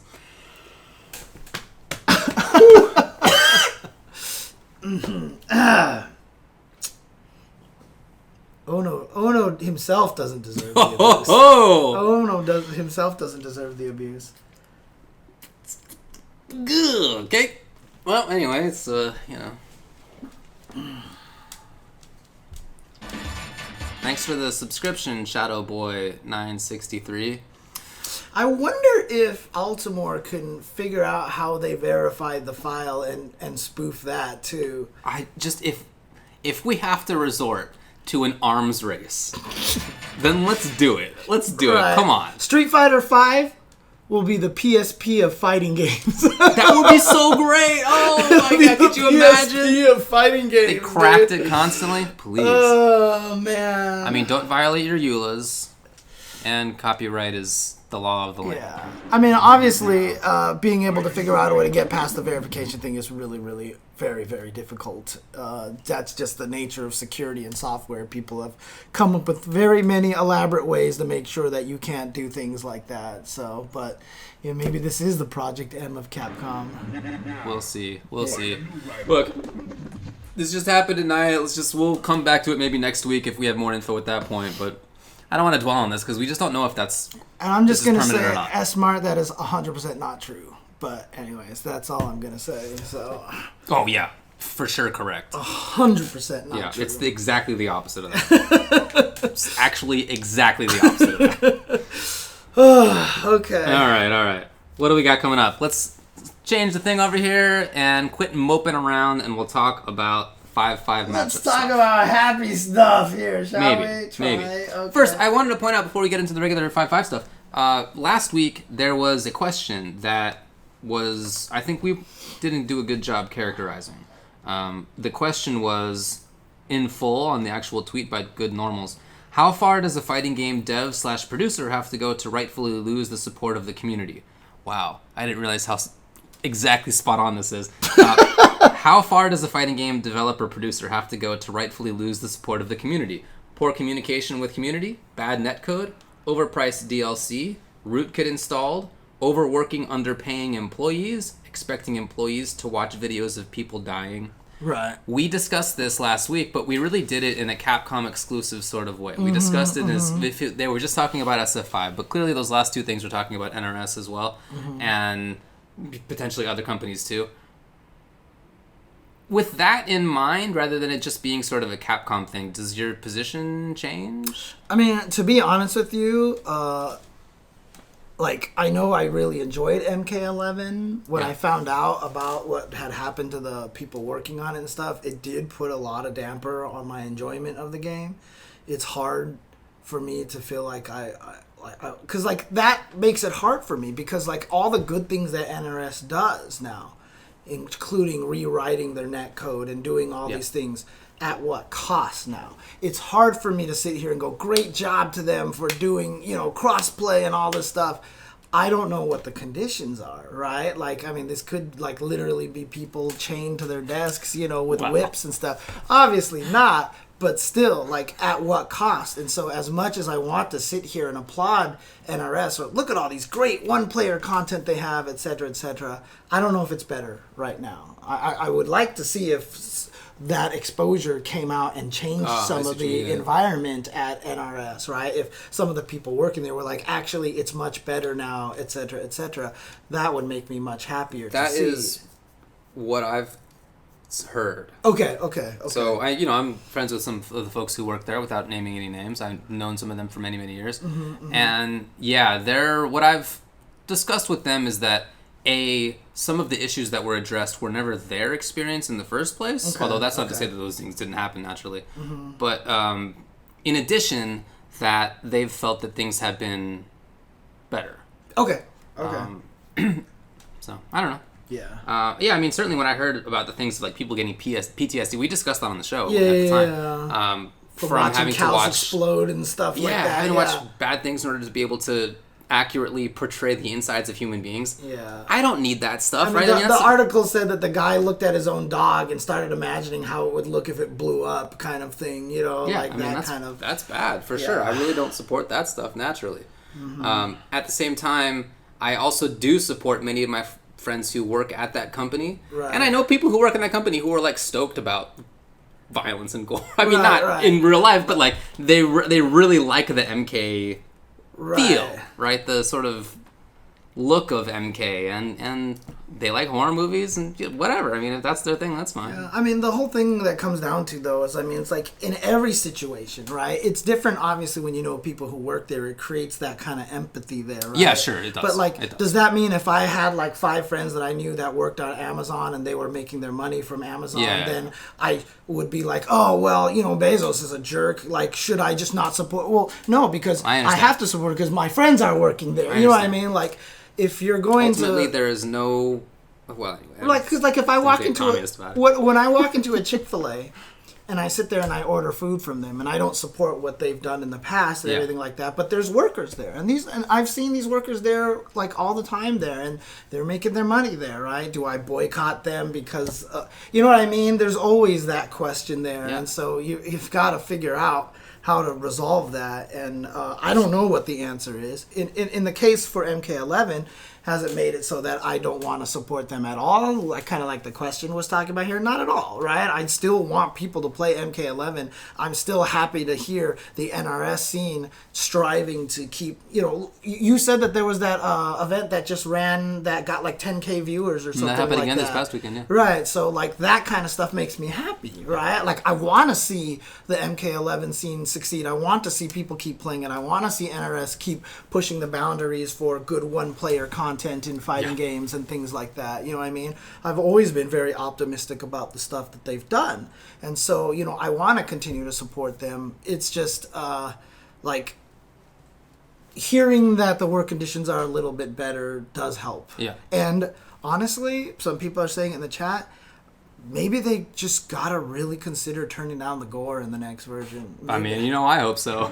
But the problem is they would lose sales. They probably People would get mad if they turned the gore down, just like if you lower the sexiness of MK11. Well, then again, MK11 sold really well anyway. Yeah. Despite that, right? Yeah, I think that part of it is probably not that big of a deal, but certainly there are people who would buy it because of the gore and wouldn't if there was less. There are also people who would buy it more if there was less gore. Right. I don't know how that balances out, but anyway. In this question, I think probably even more. Although last week we talked about it in Capcom context, and then we wanted to address the others. I think actually this week it's more appropriate to discuss it in the Capcom context. Oh yeah, Right. I mean, Because literally today, literally an hour ago, it's become more appropriate to talk about it. Three people have sent us simultaneous Ono tweets. We hope you are enjoying Street Fighter CE and thank you for all the support. A netcode adjustment has been made to the game and is available now for all players. It died. We Street Fighter ask died. that you send your feedback to SF5 server. Please enjoy. It's dead. And look forward to CPT Intel World Open starting soon. What do you think CPT stands for in that context? Is there a tour? Doesn't that implies that there's a game that they're playing? And it sounds to me like the game died. Is this actually today? This is today, 7 p.m. Yes, this is actually the tweet from today. He said, we have a netcode adjustment. So when he said he grasped the situation, he grasped the fact that the Ultimore patch was ruining the experience for PlayStation 4 players. And so they fixed that. And so now everybody can enjoy the same equally bad netcode. Yeah, they killed their video game. That's... What incredible idiocy. I even said on my stream so many times, I was like, if this is what they do, if that's all they do, I would be flabbergasted. And this is me being flabbergasted right now. Absolutely. I tell you... Infilament jumps in here. Hi, what did I miss? Yeah, what did you miss? Missed, Boy, I tell you, James, the urge to burn bridges right now is very strong.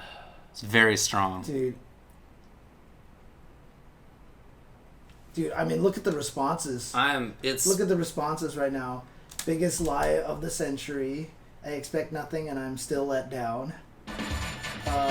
We've been bamboozled. You banned the mods and did not fix the code. You said you were listening. How could we trust you going forward? What adjustment? Someone actually did say, thanks for making crossplay viable again. Who said that? This guy right here. What narc said that? What's the name? Julio.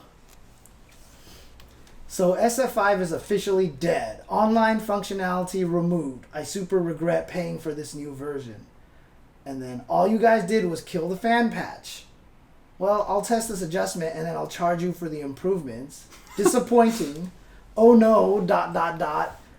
Your stupidity always surprises me in GIF form. I'm done. Come back when you give a F. Lol, you guys are a joke. What adjustment? You just disabled to mid, which probably is supposed to be the mod, typed very angrily. That's probably true. You just killed your video game, moron. Oh no, I can't effing believe you have the face to tweet this out. You're a bold guy. And then here's the tweets that I had to hide because of language. Hidden tweets. Please go yourself. Okay. F you. Oh no. F Capcom. You didn't fix the netcode. You dog crap freaking people. You constantly ignore the fans. Sanitized for internets. Are you effing kidding us? You just banned the patch that improved the game and did nothing better than it. I'm struggling to find a way to talk about this that I feel like doesn't like destroy relationships with Capcom. I'm not sure. It's gonna be tough. I don't understand. I don't understand. I mean, you have to be Literally, so they thought that myopically idiotic they thought that the problem was that it killed crossplay. Like, that's the only thing that they thought everybody wanted fixed. Right.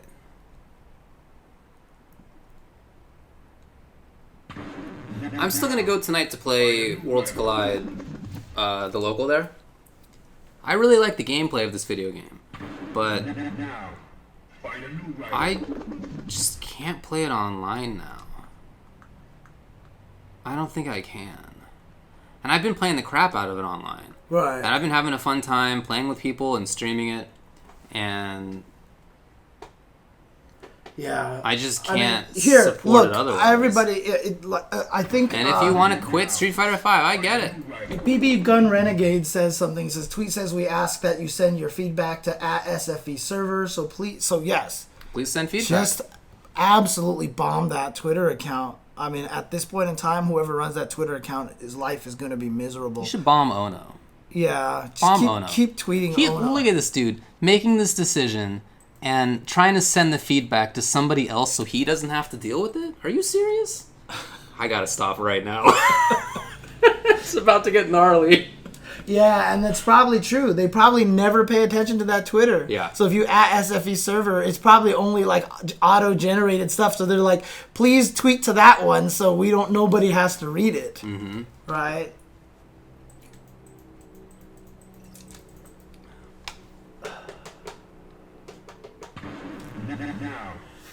Well, I'm getting an ab workout from holding all this in right now. It's tough.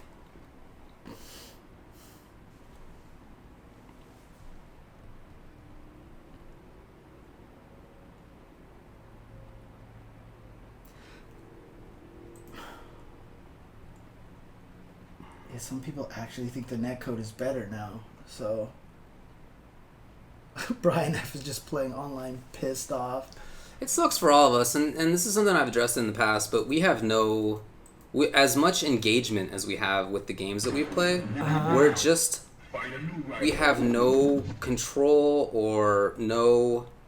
we don't have the agency in the games that we play as much as we'd like to, I think that we do. We don't have any control. We're just the consumers. I like to think of myself as a user, and I think that's an important distinction, but to them, we're just a consumer, and that really pisses me off. Dude, obviously, CR Fed, of course I understand that any mod, whether it's good or bad, goes against any developer licensing.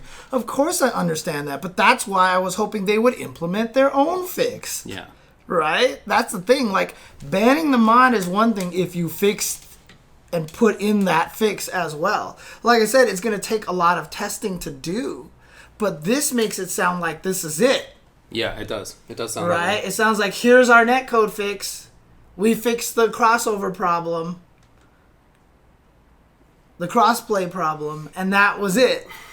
And like, oh boy. Oh. That is tough. I mean, the worst thing about what you were saying That's about so it, too, what you were saying about the fact that we're just consumers, that we have no agency over this, Yes. is even true for people who are involved. That's true. You know what I mean? That's the worst part about it, That's right? true. And they've quit because they hated that. Yeah. And that's been happening for a dozen years. Mm-hmm. And some people have stayed in that company throughout the last dozen years, despite that. Not many, but some. This like you can't. I gotta quit it. You can't end it this way. I mean, like I said, this story isn't over yet. I don't think, because this is going to cause the biggest riot ever, right? And I mean that both ways too. Everyone's gonna riot, and everyone's going to riot. Yeah. Because when that game comes out, that's it.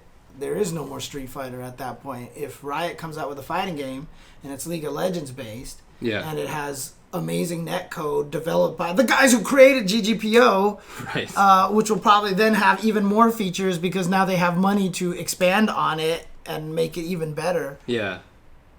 Man. This is crazy, dude. Dang it.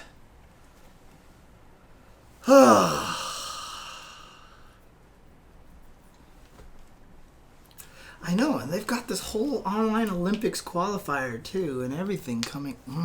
Anyways, what's the next topic we have here on the chat? God, I have so many words, and none of them are nice at all. Should we quit? Like Should we just turn off the show? Seriously, yeah. Should we just turn off the show? This is one of those situations where it is not at all like a cat got your tongue kind of situation for me, where I'm not sure what to say. Yeah. I want to respond to so many things in the chat. I have the whole paragraph written in my brain already, but I just shouldn't say it. Come to the local tonight and I'll recite it to you. But maybe not on the internet where it's saved. It's something that I'll think about, and maybe writing is a better way to approach this, so that I can be a little bit more sure of what I want to do. It's not... You write the angry letter and then you don't send it. It's not Japan, Bill Hicks. It's not Japan.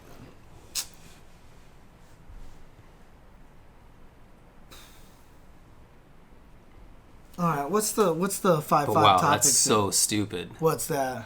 Well. Okay.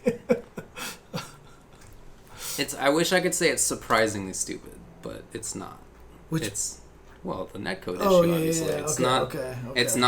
It's not a surprisingly stupid choice. It's something that some people called, but I didn't think that they'd be that stupid. I just really didn't think. Yeah, I honestly didn't think that they could possibly go in this direction and not expect everything to be on fire now. Like, the internet is just going to be livid at this point in time. Yeah. I mean, to make that choice, there've been a lot of bad choices from the leadership over there, but this is a particularly bad choice that maybe but for a tall American 15 years ago, we would not have to deal with today. Speaking of the first topic in our chat, it's getting very close to coming out. All right, let's just move on. Okay. What's the 5-5 matchups of the day? What are the 5-5 matchups for the day? All right, sure. Let's go to the results and read them off. What are the questions that we had sent to us this week? All right, cool. Here's some questions. Wow, this is actually also very funny. Question 1, sent by people for us to discuss and vote on, and maybe we'll talk about one of them. What do you think are the key things Riot needs to get right so their fighting game has a chance of becoming mainstream like League of Legends? You almost couldn't write it, but that would be the first one. 2, how does one most effectively grow the community of an aging and adored game that's no longer getting updates? How's this? These are all sent in like over the last week. I don't understand how exact it is. What? Who went into the future? Doc Brown's a fighting game fan and came back Marty! I've got news for you, Marty! He takes out a newspaper. Is this from tomorrow? Look at these questions, Marty! They're from tomorrow! They knew, Marty! What? Yo, Doc, this is heavy. There's that word again. Are you talking about the netcode? Yeah. Are you talking about the way the game feels? Is that what's happened in the future of fighting games? Is there a problem with the netcode's rotation in the future? Is this the gravity? Oh man. It's so stupid. Okay, would you like to see a major overhaul in MK11 if there's a season 2? If so, what changes do you suggest? Nobody voted for that. What do you think about the idea that the sport most similar to the FGC is not wrestling, but tennis? Nobody voted for that. I might answer that anyway. Yeah. Which characters would you like to see in Smash, and would you buy their amiibos? I mean, I've answered that question a million times on the show already, so... Nobody voted for it. Mm-hmm. If SF5's netcode fix is successful, do you think other Japanese developers will make the same fix? Or will they keep using bad netcode?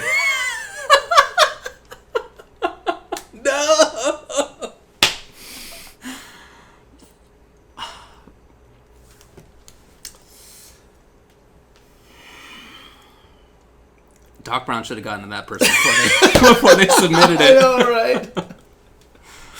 Oh, we must send you back to the future. You must take out these questions, Marty. How many characters does a 1v1 game really need? Okay. What do you think of having a second EVO or spin-off major intended to be as grand as EVO, but for all the leftover games that couldn't make it into the main one? We kind of talked about that a little sort of bit, did. right? Yeah. We have fighters that have a block button. What about fighters with a jump button? How would a fighting game with a jump button be different? It would be the most popular fighting game in the world, and it's called Smash. Or you can just play the hitbox, and then you do have a jump button. I do have a jump button. What are the deciding factors for whether a game should be 3 out of 5? Should every game that's fast enough be 3 out of 5? Okay, the winner is... What do you think are the key things Riot needs to get right so their fighting game has a chance of becoming mainstream like League of Legends? James.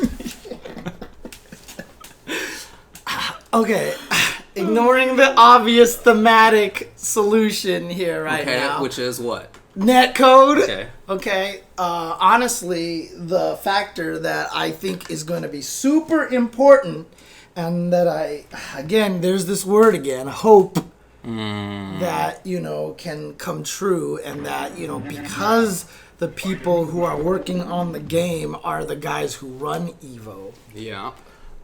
Riot really has to consider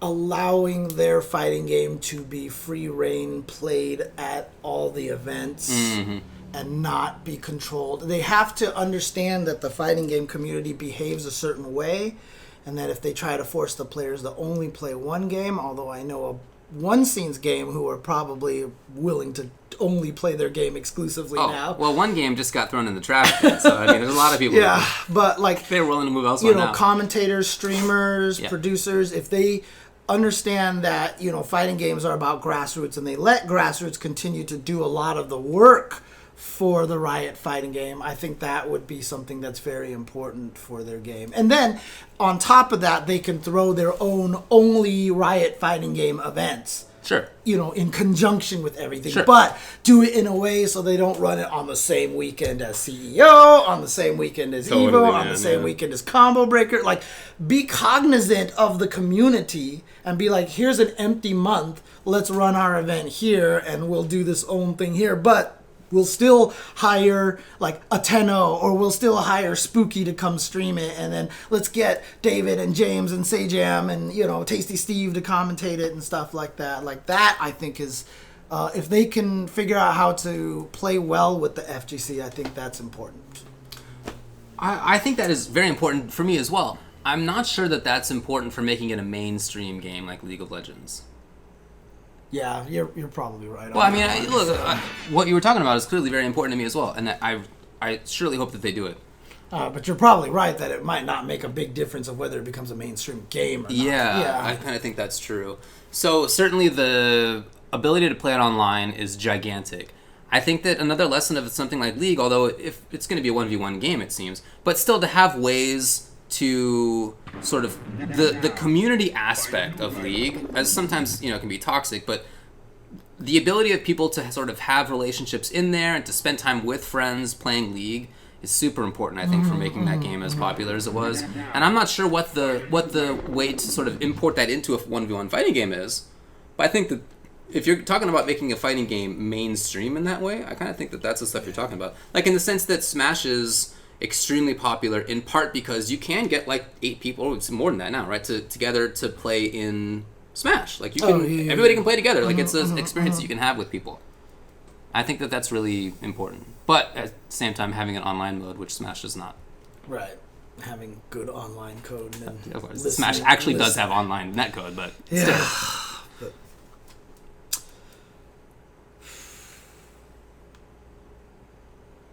man. Okay, anyways. All right, well, there you go. That's my take. Is there any of the other questions The that you second wanna... place is, how many characters does a 1v1 game really need? Yeah, I mean, that one I don't even really think is that important to discuss, just because I just think, whatever, if the game is fun, it's fun, right? I feel like you could have anywhere between, like how many effective characters does Melee have? Like 10? There's a lot of guys with swords in that game. Well, I mean, like there's more characters than that. But if you're talking about it from a competitive angle, there's like 10 or something, Right. and that's probably on the lower end. Third Strike is like 8. I don't even know if it's 10. Right. And so that's on the lower end of things, and people love those games, right? So I feel like you can have few characters. You just got to make sure that the ones that are there are really interesting and varied. You know. Exactly. Like right now, Granblue, 11 characters. I think that this is probably a question in regards to Granblue because it has 11 characters, and a lot of people have felt that that's too limited. Well, I mean, for now, I don't think that's the case because I feel like the 11 characters in Granblue are very different. Yeah. Are very varied. I'm really enjoying the game a lot, and even more so now. Weirdly enough, all the 2 times that I've done beginner lobbies, my netcode experience for that game have been fantastic. So I haven't had problems. I've had like 3-frame ping and stuff like that. So even though it's delay based netcode, at least. Anyways, what were some of the other questions that got no votes again? So, I mean, obviously, what about the idea that the sport most similar to the FGC is not wrestling but tennis? This one I've talked about all the time, forever. I've been saying this for years, that the fighting game community has to follow tennis. Like, that is the model we have to look at, right? Instead of looking at all these... Like, if we try to follow other sports, we're going to end up having the Los Angeles, you know, punchers or whatever like that as well, right? Punchers. Yeah, because I almost made the joke that we're going to be called the fisters just because, I had to make it as terrible as possible. But like honestly, tennis is exactly what the fighting game community is. People all over around the world that they're just getting success through playing well, and they get sponsored by Nike or whatever like that, for their clothes, or Yonex or Adidas or whatever like that. And there's the majors, and then there's the less majors, and here's the year-round, here's the year-round ranking board and stuff like that. Tennis absolutely should be where we're going after, and it's been that way forever. And I even like the whole thing of like, oh, should we be side by side or head to head or whatever? Should it be hard court, soft court, grass court, clay court? Whatever. It's just like it just depends on what the event is, right? The 4 big majors in tennis, 2 of them are hard court, 1 is grass, and 1 is clay, and it's intentionally kind of done that way, right? So, I mean. The grass season is actually the clay season's the shortest one. The grass season's not that long either, but the grass season, the biggest one is Wimbledon, and that's the one on grass, right? So it just doesn't matter. You know what I mean? Like, just have different events do it the way that they do. The people, you get paid very far down the bracket, et cetera, et cetera. So I just think that this is the right way to go, so... That makes sense to me. Yeah.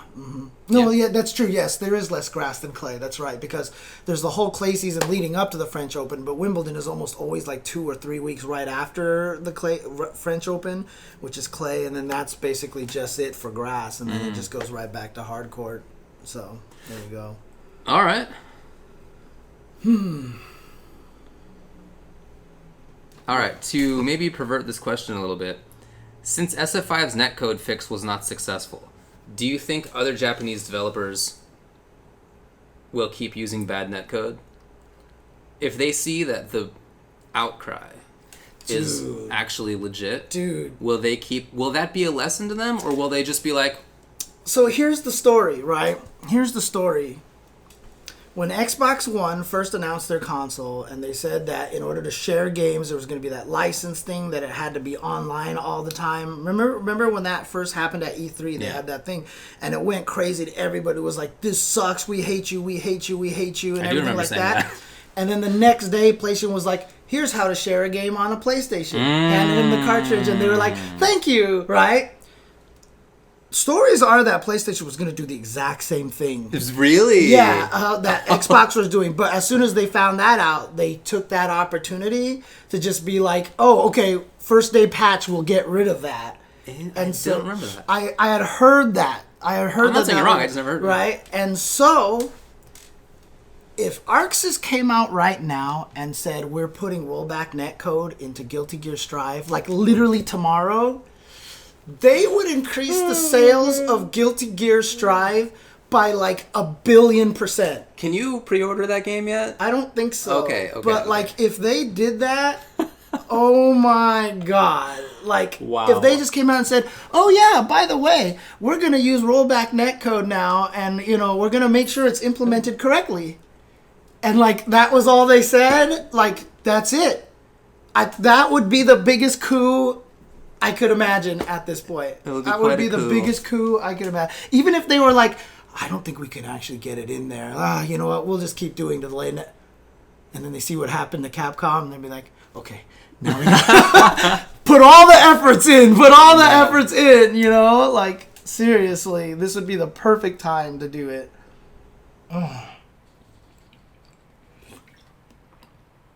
Yep, they should be working really hard right now. Pre-order tomorrow and rollback announcement. Like, seriously. Yeah, that's what we've been talking about for like an hour. Yeah, we've been talking about that for quite some time. Haven't been seeing all the memes going around, huh? Oh, God, what is poor Prototype talking about here? Oh no! I know where this is headed. You don't even have to play it, do you? You know where it's headed. Yeah, I know. I don't even need to play this. This is my second match with the netcode. Oops.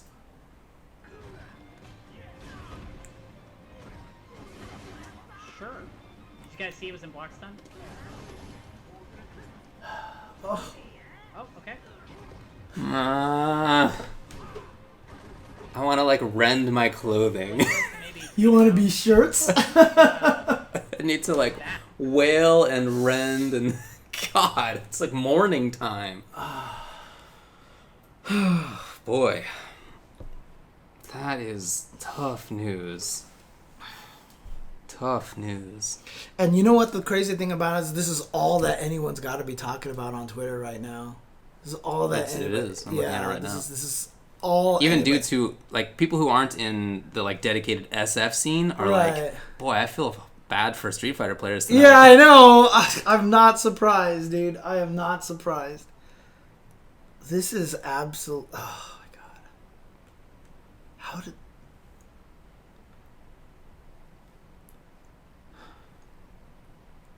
By the way, today you have a wonderful preview of next January's UltraChen Awards Worst of the Year.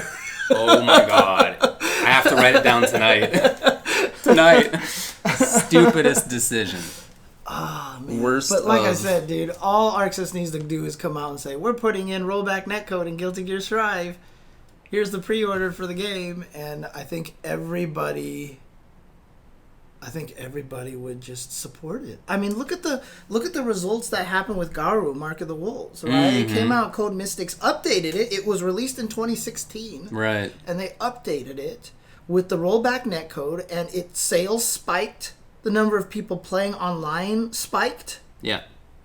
Like, netcode is just so important. I don't understand, dude. It's crazy. Well, nobody should literally bomb anybody, obviously. Right. But yeah, no. The euphemistic use of that word is like maybe not a bad idea. Right. But that, I mean, I honestly don't think that's the right order. Anyways, okay. It's tough, man. It's tough out there today for people who would love to say more than they probably should. It's a tough day. It's a tough day. It's tough out there, today. It's pretty tough out there. Like I said, I'm not. There's tough. There's no way that this can. Like, I just don't feel like this story can end here. I just don't feel like it can end this way. Tough story. Dude, Maximilian, dude. We need to just have lunch with Maximilian, dude. But we have to have lunch in somebody's house that we're not in public, and then soundproof everything, and then let's hang out, Max. Let's hang out, because I know in about 6 months Max probably won't be able to go anywhere, and we'll be sleep deprived. So let's hang out, Max. Let's definitely find a day to hang out. So Well, that's... Yeah. It's tough. It's tough day. It's tough to know stuff and not be able to talk about it. I take that part of my work seriously. It's literally my job. All right. Literally my job to know things and to not talk about it publicly. Next as a lawyer. Next topic here. We'll give you something else to rant about, David. Okay, what do you got for me? Next topic that we have on our list. Oh no. Shattering more illusions.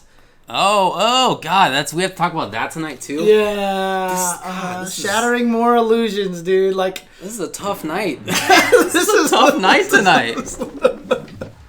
oh Lord, okay. God, what? Seriously, Blow Up Tuesday. What a day. Okay, alright, here's what's going on. So, this team, Illusion... Which, like, Lost Soul was a part of, Yeah. you know. A bunch of people were a part of. Cherry Berry Mango, part of. Yeah. I have a list of 13 people who I could tell you exactly. And, the team has... I have my finger on the mute here, so, you know. The thing about this is that this is one of those situations where the team is being so out there with what they're doing that there's not even anything to keep secret anymore. They're talking about it. The team's Twitter account is talking about them not playing players on purpose. It has mentioned it on Twitter. Not paying players on purpose? Correct. Okay. The team's Twitter has talked about how the team has not paid their players on purpose. How they specifically held PayPal accounts to not pay their players on purpose. And the person tweeting these tweets, you know, says that there's somebody who didn't like the previous person who was in control of the team, and now that person's been kicked out, and now this new person is trying to make everything that the previous person loved die. Like, it's real dire stuff. It's like, it's so bad that the person who took over is like, yeah, not only is the previous guy, has he lost all his money, but like, I hope his aunt dies. It's like, what? like, honestly, horrible things. And so this has all come out in about the last week or so, maybe a little longer than that now. But this has been going on, the lack of payment, for months. So I'm not sure that there's terribly much to say about this other than that, because I mean, it's just the story's out there. Literally go to their Twitter and just read through what the person controlling it has said, and you will understand what's going on. The players are talking about it publicly. It's really one of the most bizarre situations I've ever seen in esports. I just saw a tweet come out that was like, you know, he was like, "Oh, we're replacing the management. We're doing this stuff," and someone said something mean to him, and the guy like that, the main account immediately just came back and was like, "What the f do you know?" Like blah blah blah, and just like was like completely unprofessional instantaneously. Yes. You know, so that's what I've read as well. I've read all through that. Whatever complete morons in control of that stuff seems to believe that by kicking out the previous person who was in control, and now that they've taken it over, they seem to believe that all the contracts that were signed on behalf of the team by the previous person no longer have effect, because the previous person isn't there anymore. But that's not how businesses work. The way businesses work is that the business is who you have the relationship with, and not the individual manager at the business. That's like an important part of business law, and has been for hundreds of years. So if you are part of a business and person X screws up, sorry, person X binded the company to some bad choice. And just because you didn't like what they did doesn't mean that it's not enforceable. It's still an enforceable contract. So this person is just a complete idiot. I don't know what to say. It's just ridiculous. So, you know, I'm helping some of the players. We'll try to get their money back. We'll see how it goes. It's such an interesting situation. And you've even said on Twitter publicly as well, like if anybody has any experience with them or thinking about talking to them or whatever, just to talk to you first, right? Yeah. Right. So, but it's just and people have approached me, and I appreciate that. It's just the craziest thing to me. I mean, obviously, the problem with this is that the story keeps happening. over and over and over and over and over and over and over again. Here's this new, sponsor group. They try to do something and then they don't pay people. They overpromise, blah, blah, blah. Venture capitalists, all these things like that. And, I mean, you can't trust a lot of these groups, right? Sure. And we just have to do a better job of vetting these people, making sure that we know who they are and who are trying to run these things, right? I mean, what the hell ever happened to Avid, right? Stuff like that, right? What was it? Like Chris T had like 3 sponsors that all like didn't pay him in a row or something like that. He just kept getting saddled with terrible contract over and over and over again with different groups and everything like that. Just these things keep happening to people. And, I guess the question is, how do we prevent this from happening, right? I mean, can you sign a contract that says, you are obviously... The contract probably has it all in there. That's like you are legally obligated to pay what the person is owed and everything like that. But then the company goes bankrupt and then they don't have to pay it because they can declare bankruptcy or whatever like that. I don't know what how it all works. I don't know how it works. Of course. But like even if you put in those protections, it doesn't help because like these people aren't going to get their money. You know what I mean? That's what it feels like to me. You're right that this has happened too often, but I do think that it's happening less and less. Yeah. I do think it's happening less and less. And although I've been doing law in the FGC and in larger esports, I started in 2010. It's been actually a full decade now. Mm-hmm. This might be the most egregious situation that I can recall. Because in the other situations where people didn't pay up, there were business reasons, and it was rarely the case that somebody on purpose didn't pay. Mm-hmm. Sometimes. There definitely have been hucksters and jerks out there. But usually that's not true. But this case is just very blatantly like, we're trying to screw everything up for this business because we didn't like the previous guy. It's like it's very uniquely bad, I would say. So, we'll see what we can do. I'm not the only person trying to help. There have been other people who have tried to help.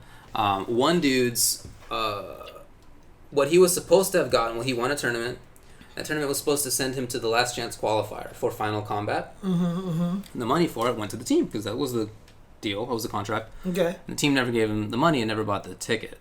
So he put up a GoFundMe. And actually, let me see how that did because I made these notes earlier today and I don't know what ended up happening with that. But he made a GoFundMe so he could get to the LCQ, which is now in a couple of weeks from now. Looks like he's made he did it. Yeah, okay. So $300 goal, $400 raised. Wow. Oh my God. All right. So Sonic Fox gave $230 for that. And Tweety gave $60 for that. So shout outs to people. I mean, other people gave $20. Quite a few other people did. So literally, like 99% of it came from them, though. Of the original goal, because 230 plus the 60 from Tweety is 290 out of the 300, right? So there you go. Man. Wow, that's for Deadly Rebel. I'm glad that got funded. But, people are trying to do what they could do to continue to move on. And it's the same way with the other players, but some of them are out a lot of cash. It's just the same situation that we see in everything, right? It's like something pretends to try to help you, and then it doesn't work, and so you create a GoFundMe to take care of it instead, right? I mean, it's like the freaking American healthcare system all in esports, right? So it's just... Yeah, there you go. Yeah, I don't know that we need to spend a lot of time on this because it's just it's not a case that needs to be like delved into a lot. It's just like very blatant. Yeah, but in any case, I mean, obviously it makes me sad because like I'm the biggest Lost Soul fan in the world, and I find out like he's part and there's a bunch of other players that I guess I'm not even aware of necessarily, but like I mean. Lost Soul, I guess he's going to have to try to go back to Justin Wong's sponsorship again. Justin Wong has been one of the most genuine sponsors in the FGC so far. Yeah, yeah, definitely. Yeah.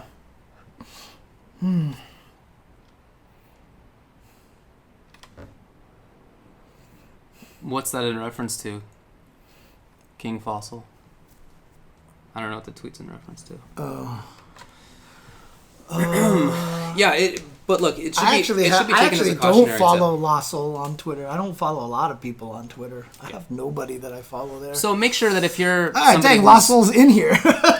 Hey, dude, make sure that if you're somebody who's interested in joining an esports team, make sure to do as much research as you can. I know that it's flattering to just get offered a spot, but you need to research it as much as possible. Right. And sometimes that's not possible. Sometimes you don't know that they're going to end up screwing you, but if you do a lot of research, you can at least minimize that chance. And and honestly, Shayon, I mean, that's absolutely true.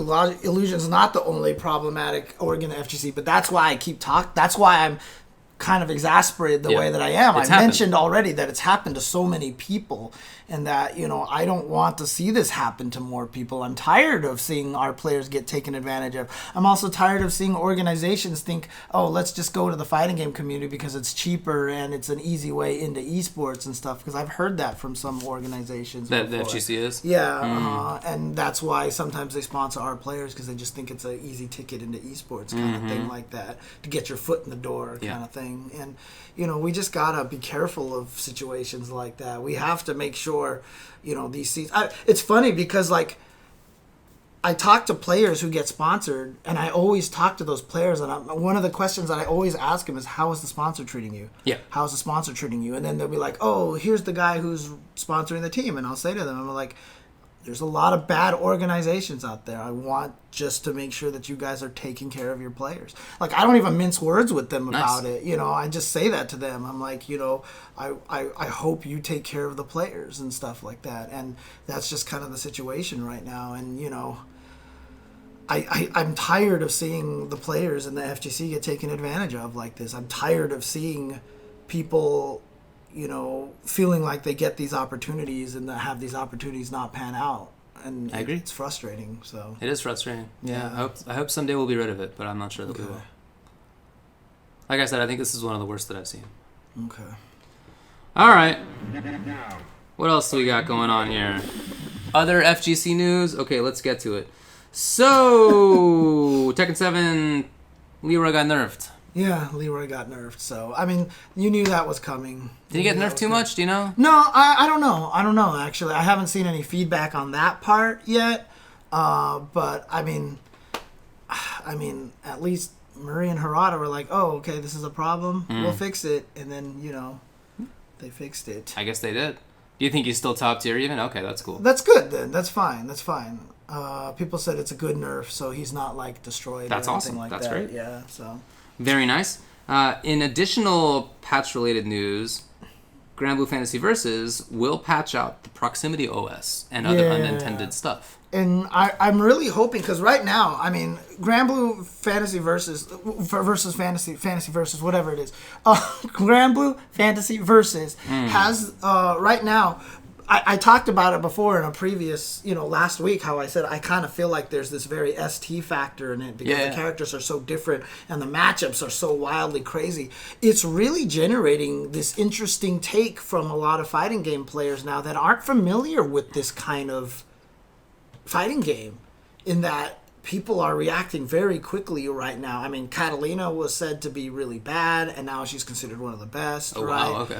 Everyone's talking about how Gran is just broken because of the boot, and, like, he's, like, glue-eating, and, like, Chris G and Flo had this whole conversation about what were the most glue-eating characters in fighting game history. Wow. Because of Gran, because they started from Gran conversations and stuff. People have been complaining about Fairy for a long time already, right? It's weird. Like, I'm hard to press to see, like, everyone keeps saying how bad Luane is, and, like, so I'm playing him, and I'm just like, God, this character's terrible. But as I kept playing it, like, I've started figuring things out a little bit more, and the problem right now, honestly, is not that Luane is bad. It's just that why play him when, like, Gran exists, and he does everything Luane wants to do, but, like, 7,000 times better. Oh, wow. You know what I mean? It's that Street Fighter V syndrome where he just kind of erases the existence of him. You know what I mean? Preemption. Yeah, and you know, I do hope they normalize some of the characters a little bit, like maybe nerf Gran just a tiny bit, maybe nerf Fairy just a tiny bit. Okay. I hope they don't go overboard. Of course. You know, as Arxis has tended to do sometimes with their balances with, like, Guilty Gear and Blaze Blue and stuff. You know, I hope that they can do it nicely if they do have some balance changes in there as well. Okay. Because the one thing that this was the same reason why when season 3 started and Abigail was like kind of broken, and then that mid patch kind of normalized them a little bit. Yeah. The main reason why I was super happy about that was not because I thought Abigail was like, I just didn't want the people who were using those characters to be super discredited. You know what I mean? It's just, it will be nice if someone out there legit enjoys playing Fairy, and Fairy is not like just I can do everything character, and then no one's going to give them credit for their win. You know what I mean? Kind of situation. So, what do you think about the idea that every character is broken in Granblue? Do you not agree with that? No, I don't think so. There's clearly some characters that are going to struggle more than others. Now, the idea that the good characters are a little more broken than, like that a lot of the characters are broken in there, I think that is also kind of a little bit of where that ST field comes in as well, right? Makes sense. And to be honest with you, if Granblue Fantasy Versus was not touched balance-wise for 20 years, it would get to the point where people would probably just be able to play it regardless. You know what I mean? It would end up being the Super Turbo kind of situation, right? That's funny. I could see that happening.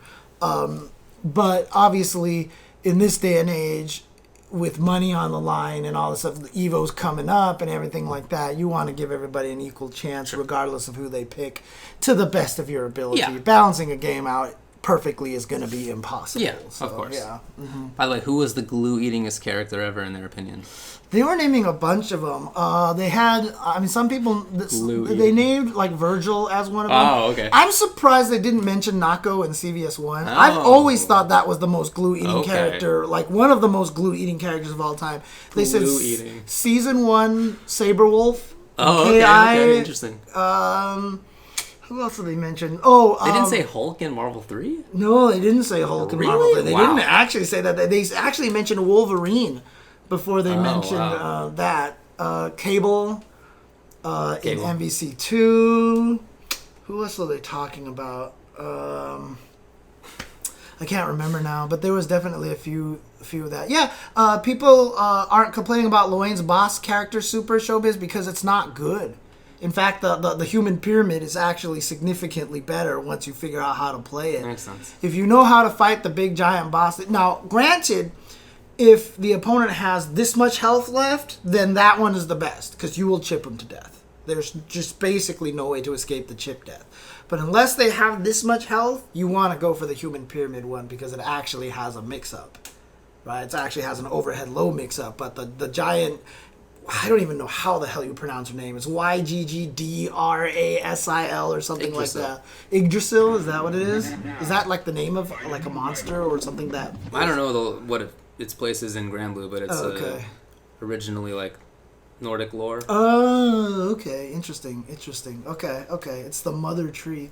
But if you know how to fight it, it like I've had people that I fought that I throw everything at them and they're just like spot dodge, and it just like does nothing.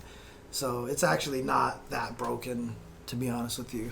They didn't say Vega in Super Turbo? They did. Okay. Vega in Super Turbo was definitely one of them. Okay. Yeah. He was definitely in that list. Okay, that makes sense. So yeah, for sure. I said it was from... Oh, did I say Nordic rather than Norse? Whatever. Come on. Don't bust me like that. Is it? Anyway. Yeah, I know what it's from. Okay. Anyways, Dragon Ball FighterZ. Sort of leaked info coming out there. Limit breaking superpower. Yes. When you only have one character left, you automatically get a huge boost in your attack power. That may also mean a huge boost in your meter building, because meter building's tied to damage output. Yeah. And that just happens. It's not like an X Factor situation or like a Sparking situation where you can choose the time for it, right? Right. It's just like your last character gets the buff. What do you think? It's interesting. I mean, if you remember in beta versions of Marvel 3, X Factor could only be popped by one remaining character. Oh, is that so? Yeah, in early beta versions that people were playing, you could only pop X Factor that way. Okay. And then they just made it open because I think they kind of wanted to make it less of a comeback factor. Well, this is clearly just comeback factor. For sure. Here you go. And it's an interesting choice. I mean, people might be mad because it is such a blatant comeback factor. You know, it's basically like a racing rubber band, racing game rubber band kind of thing. I will really have to see how much it changes, right? I've heard 30%, but I don't know if that's accurate. Okay, because the whole crazy thing about it is, it would be worse if it was handled like X Factor. Okay. In which, hey, this character gets a 30% boost in speed, but this character gets a 0% boost in speed. You're right. Because you know what? Thor would be broken if he was too fast. But Virgil is fine exactly how we buffed it. Like, if they make it a universal, at least that kind of makes that okay. But at the same time, it's so blatant of a comeback factor that I don't know if people will like it. Because if you turn everybody into X Factor Virgil, like, will people even give it any sort of credence for the victory that they obtained? You know what I mean? I mean, sparking was supposed to be kind of that thing that you save it for your last character maybe, but it just turned out sparking was too useful in the middle of fights. And you were better off trying to keep a character alive with sparking than trying to use it. It wasn't like X Factor where it's just like, I murder this guy in a 5-hit combo kind of thing. So, And you'll see it every single game. yes, and you'll see it every You didn't see single... X Factor used well every single game. Sometimes people wasted it, right? Some people just died some people before died they without could use using it. Yeah, totally. yeah. But this one, you will see it every single game. Yeah, it's true. Actually, I really like what CT Smooth 76 says. Whether FGC likes it or not, it's going to be a hell of fun to watch. Its comeback factors are always good audience mechanics, terrible player mechanics. That's what that was a quote from Tragic from a long time ago when we were watching Vanilla Marvel on stage. He was like, best audience mechanic, worst player mechanic, and it was absolutely true. So I'm not sure I agree, but oh man. Well, all right. I guess we'll see what happens with that. That may come out on the 26th when the game launches, but it's like not I'm pretty confirmed. sure it will. I would imagine it just when hasn't the been season. confirmed, that's all. Yeah. All right. Voice actor Brian Hanford, who does V in Devil May Cry 5, said he's excited for the next Capcom VS game. Not only Capcom VS game, but in almost like an official hashtag Capcom VS. Hashtag Capcom VS. Capcom versus game.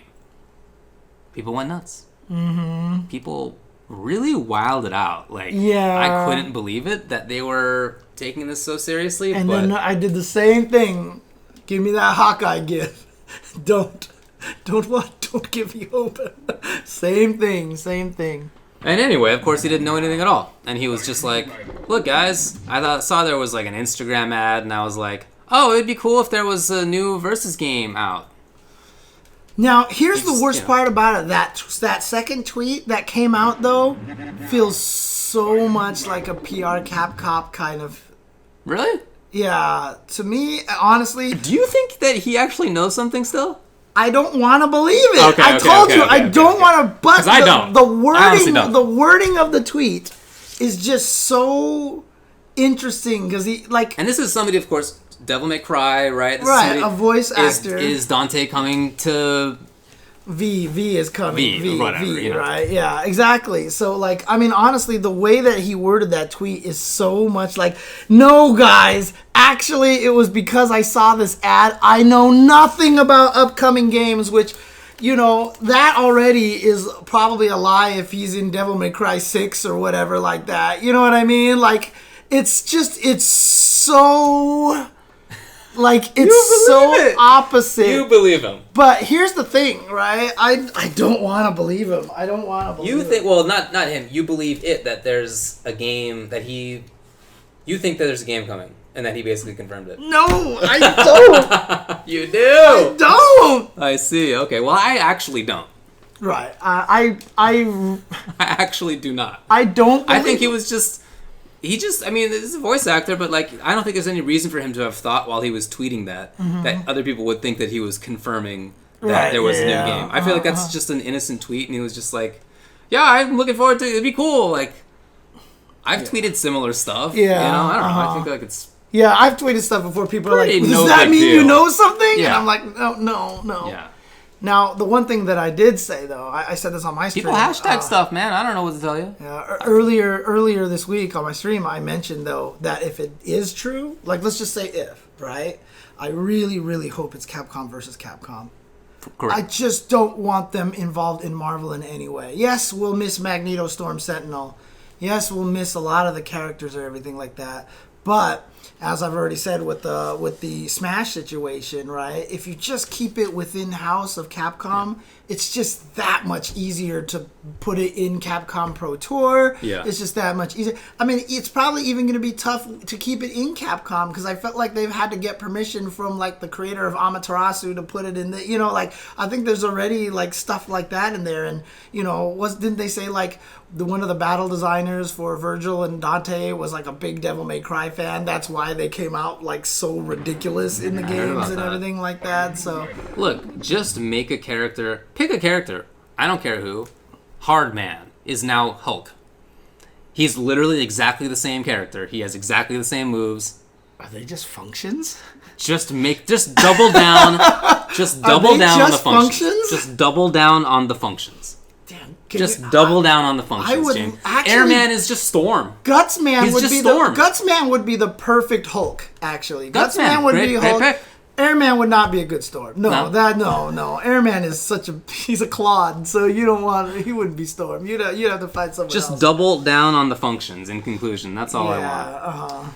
I think what this really had to say though was how much people want a new versus game and are willing to believe on even the slightest of evidence. Mm-hmm. Even just if the evidence isn't actually there, they can just read into the little tea leaves. Yeah. There's such a desire for a new versus game, and I agree with them.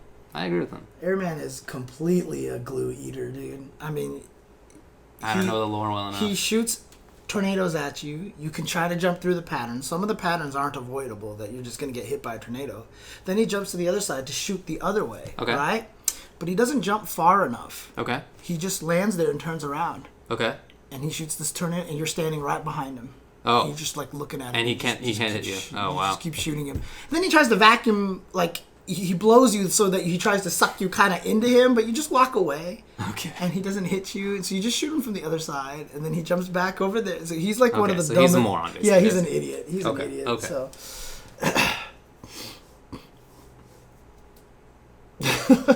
Well, anyway, let's see what comes from that.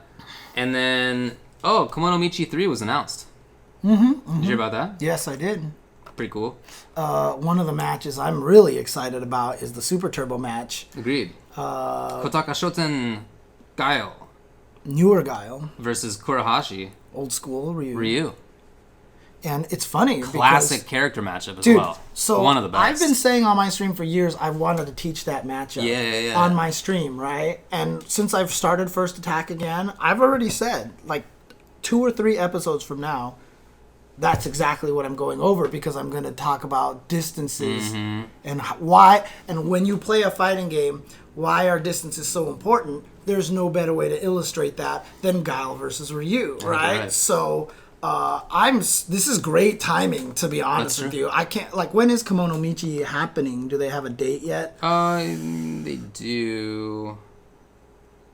I don't know the exact date, but if I can get through footsies this week in one episode, then the next episode will be distance and ranges, and I will definitely be talking about Guile versus Ryu and why that match in ST is one of the greatest matches. Not even just about like the characters, what they can do, but just literally because of the way that match was almost kind of accidentally done, so that everything was the perfect range. So it says 3-1. Yeah, it's probably March 1st, I guess. March 1st, yeah. So it's... Oh, people in the chat are saying that already. Okay, so that's coming up soon then. Oh, man. So I gotta do that on the 27th then. Otherwise, I will not be able to get it out in time, so... Okay. All right, so that's going to be cool to watch. There's also Punk versus Infectious and... I don't know, some other one. It's cool that they have the international. Yeah, it is. It's cool, international, and it seems like a lot of things are going international recently. Okay, all right. So the Street Fighter League captains were announced. Yes, and they are not just from North America. In fact, it was just the U.S. last time. It wasn't just. I mean, it was only United States. Now it's going to be the captains will be Punk from the U.S., Hot Dog from Hong Kong. Yes. Problem X from the UK, okay. Idom from the US, Oil King from Taiwan, and Big Bird from the United Arab Emirates. Right, and that's interesting because, not only did they get people from all over the world, but even from the U.S., they have proper East Coast, West Coast representation. Oh, what?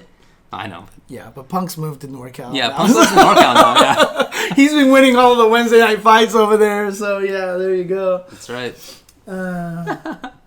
Anyway, yeah, I think this is really cool. Those are great picks, of course. Yeah, that's super cool. Compelling people and players, both. Right. Mm-hmm. And it's interesting, though, that it's literally everything but Japan. So it seems like Japan is probably going to do their own Street Fighter League still. Okay. But then this is going to be everyone not in Japan, right? Because, I mean, it's Taiwan, Hong Kong, the UK, and the United Arab Emirates, right? So it's like, it's decidedly there's no Japanese players in there. Yeah, that's right.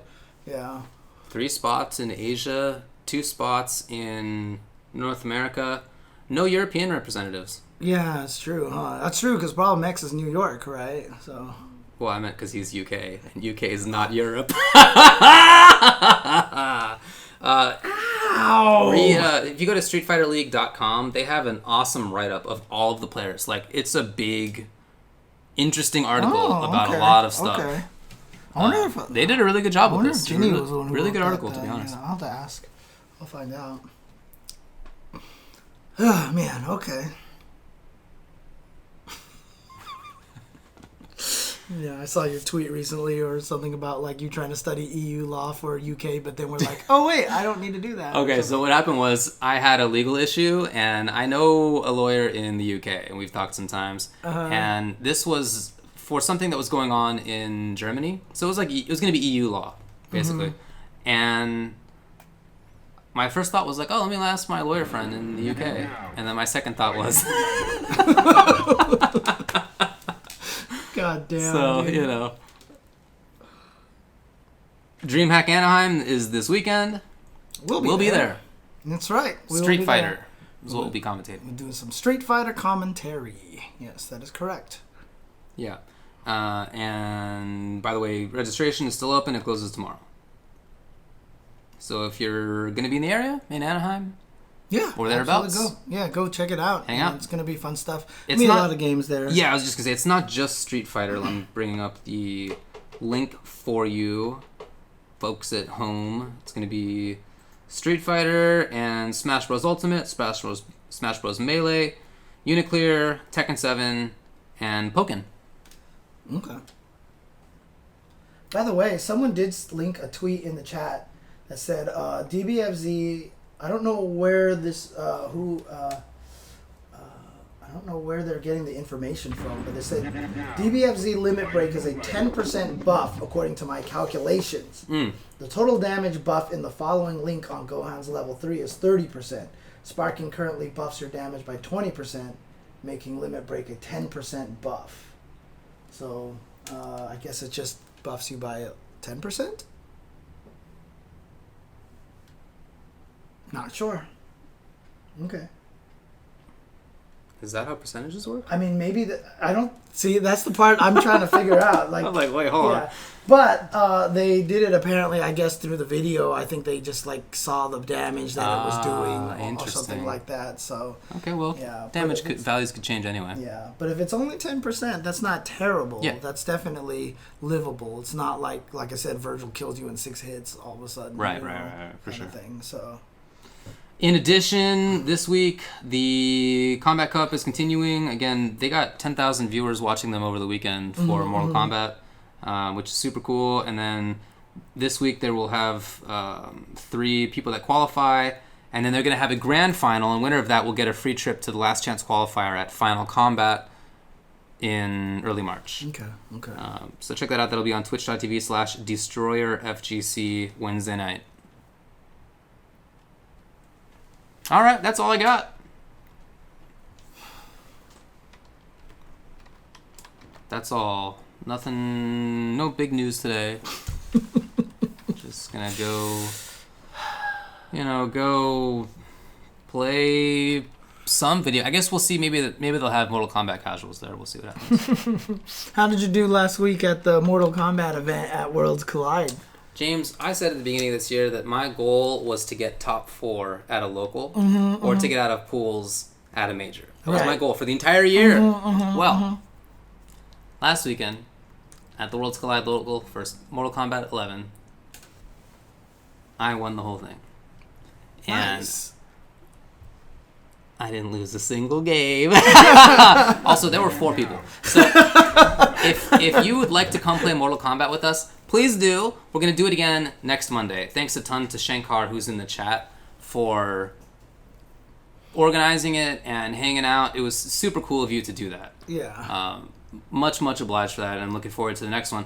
Again, if you're So in you made SoCal, top 4 then, please right? play. By entering. Correct. I did make top 4. So, I think that I probably can't really include that in my calculations. No, yeah, I think that But was... still, again, it was great to play offline MK for a few hours, and really cool to meet up with people there. And thanks a lot again to Shankar for organizing it. It was kind of an interesting discussion that we had a little bit before the show started. It's like, because Mortal Kombat's netcode is so good, that maybe there's not as many offline gatherings and stuff like that. And so, God, I don't even want to ask this question. Never mind. I'm not even going to ask it because I'm so mad. You got it. Still, so never mind. You got it. Okay.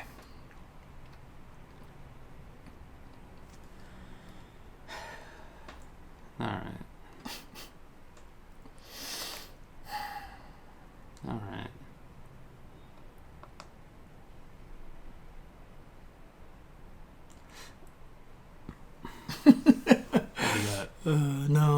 No, because I was just about to say, I was like, was that Mario Kart? No, I don't know. Oh, I just went to the front page of Twitch. Oh, okay, for other stuff. okay. Gotcha. Okay, well, is that all you have for the day then? Yeah, that's it, man. Okay. All right. I mean, Uniclear comes out in 2 days, right? In America, or is that only in Japan? Is Uniclear release date? Is that only? It's definitely a James question. That is a good question here. Both, yeah. So it comes out in both. So I don't need to import it. So I'm pretty sure I could just get it over here right now. So, yeah. So I'm just gonna get it here. So and I'm super happy for that. I really want to get back into that game, and having it on the Switch is gonna be very nice. Oh, I see. It's out in Japan right now. Gotcha. Yeah. No, I can wait 2 days. Well, you think I have to wait a month? I mean, come on. Nah. Jeez. By the way, we've been putting out more articles on our Patreon account, and my last one there was about how I am holding off on buying Granblue Fantasy Versus until it comes out in North America, and my reasons why. We're basically like, look, I don't feel like I can really pay attention and learn actively more than 2 fighting games at once due to other reasons. So I'm going to buy Granblue, and I'm looking forward to like messing around with it. It seems like a fun enough game that I'm going to definitely play. But I'm not going to take it seriously. So that's my answer. But check that out if you're curious. Yours about Samurai Showdown came out on our website, so it's publicly available now. You wrote about why you like Sam Show. And then we'll have another article this coming weekend. Yep. So I'll have to write something up for that as well. Yep. So check it out on our patreon.com/UltraChenTV if you are curious. Thanks a lot to everybody who has been supporting us on there. We've actually gotten a bunch of more patrons since we've started being a little bit more active about doing stuff. If you're somebody who's a patron as well, keep in mind that if you're on one of the tiers, you can get us to like teach you how to play fighting games, or how to like we'll analyze your gameplay for you or your commentary or something. we had someone who happy to do that, but nobody's taking us up on it. Yeah, they joined at that level. They even DM'd me, and they were like, "Oh, so how do we make this work?" I was like, "Send me a match that you want us to analyze," and then I never heard back from them again. So. But again, happy to do that. Please do. Where did I put this picture? Because I had it's a little out of date now, but I definitely had a Patreon list. Oh yeah, here we go. So this was this might be a little out of date with the new ones that we've gotten, but this is the current list of patrons that we have here that are on the level that we shout them out on the show. Huzzah! So shout outs to Ashley Young, Nat Chua, Scott Tatum, Dylan McGaughy, Good luck. Glenn Fayard, Sang Lee, Wai Xiao, David Bui, Gun Griffin, Brandon Padraj, Doc Fugu, and Muddleweight. High five, all. And some of those guys have been patrons of ours for a very long time, so shout outs to them. Shout outs. So Thanks a lot, everybody. Thank you very much. Alrighty. All right. I guess that's all I have then. You're heading to Worlds Collide right now? I'm gonna go play some fighting game. I don't know. Maybe by the time I get there, it'll be in the cold, cold ground, but we'll see. Right. Well, you're heading to Worlds Collide. I'll be at Worlds Collide. Yeah, and my world has collided. Oh, boy. And I'll be sitting here and... Just a fuming. I'm going to be hugging some cats. Mm-hmm. Gonna be hugging some cats. All You see right. her try to run? You see her try to bolt? She was like, oh my god, he's coming to grab me. Yeah, she is not happy right now. Aww. Oh. Jasmine is all of us tonight. Yeah, exactly. No better way to cap. No better way to cap. You better That- tweet him out or burn him Yeah, out. okay, alright.